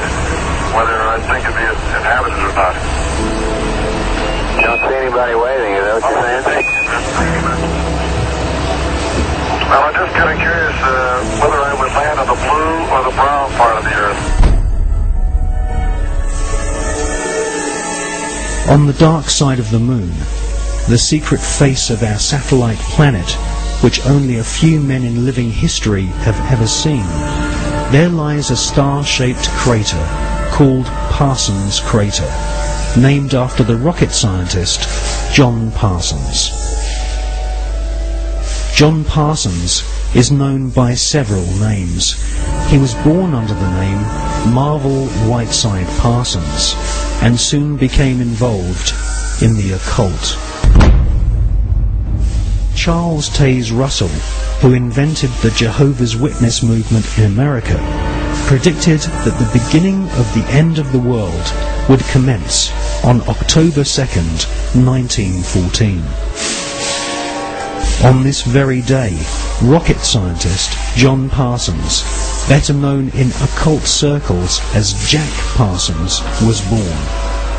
A brilliant rocket engineer, Parsons soon entered into correspondence with SS Nazi officer Werner von Braun, and by the age of 13 had begun summoning evil spirits and demons using magical rituals which Parsons had learnt from British occultist Aleister Crowley. Aleister Crowley styled himself as the Beast, and Jack Parsons referred to Aleister Crowley as his father.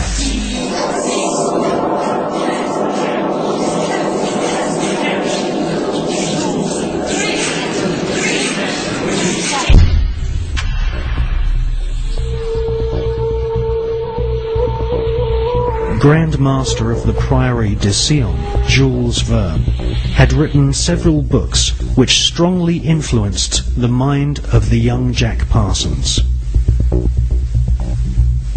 In 20,000 Leagues Under the Sea, Jules Verne prophesied the invention of a submarine vehicle which could wage war from the depths of the oceans.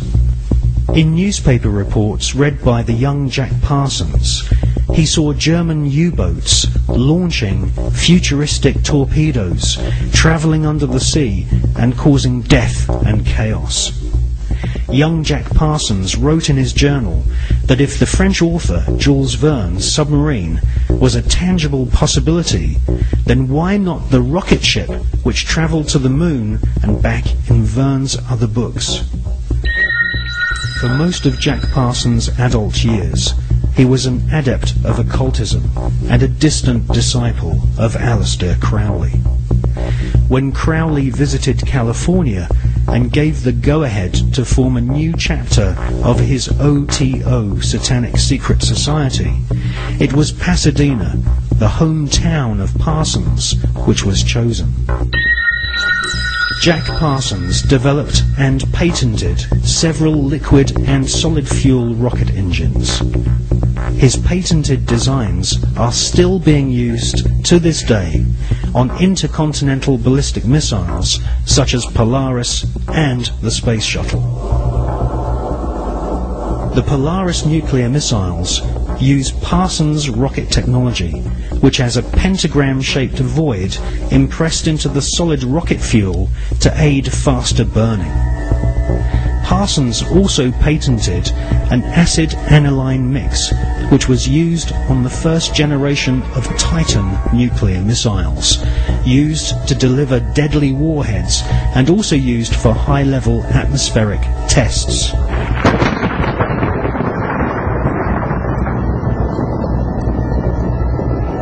Coincidentally, Jack Parsons' occult mentor, the British beast Aleister Crowley, used to often call himself the nickname Titan.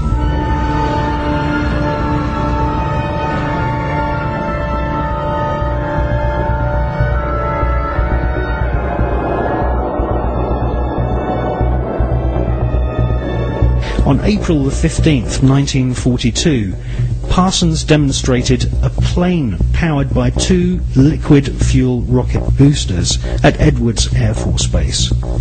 The test was witnessed by Alfred Ledding, who fronted the US military's Project Sign, which investigated UFOs and helped cover up the phenomenon for decades.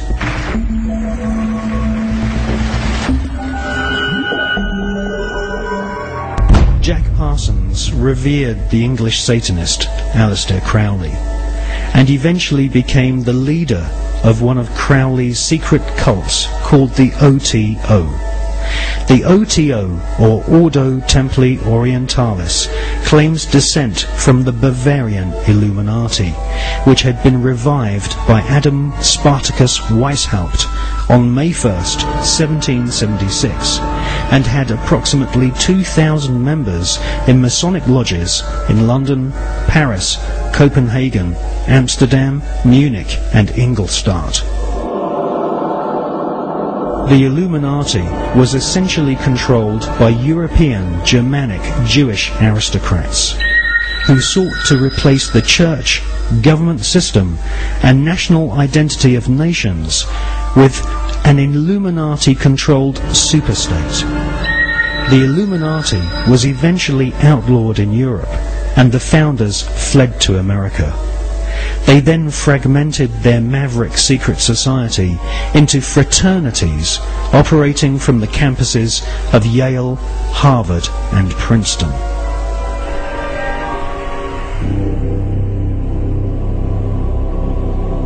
From his pulpit in Brooklyn, New York, charlatan priest Charles Taze Russell prophesied that from October the 2nd, 1914, the beginning of the end of humanity would commence, with the emergence of the Antichrist and Babylon the Great, as foretold in the Bible's book of Revelation. Jack Parsons, born on that prophetic day, would later attempt to invoke the incarnation of Babylon and also sign an oath stating that he was indeed the Antichrist.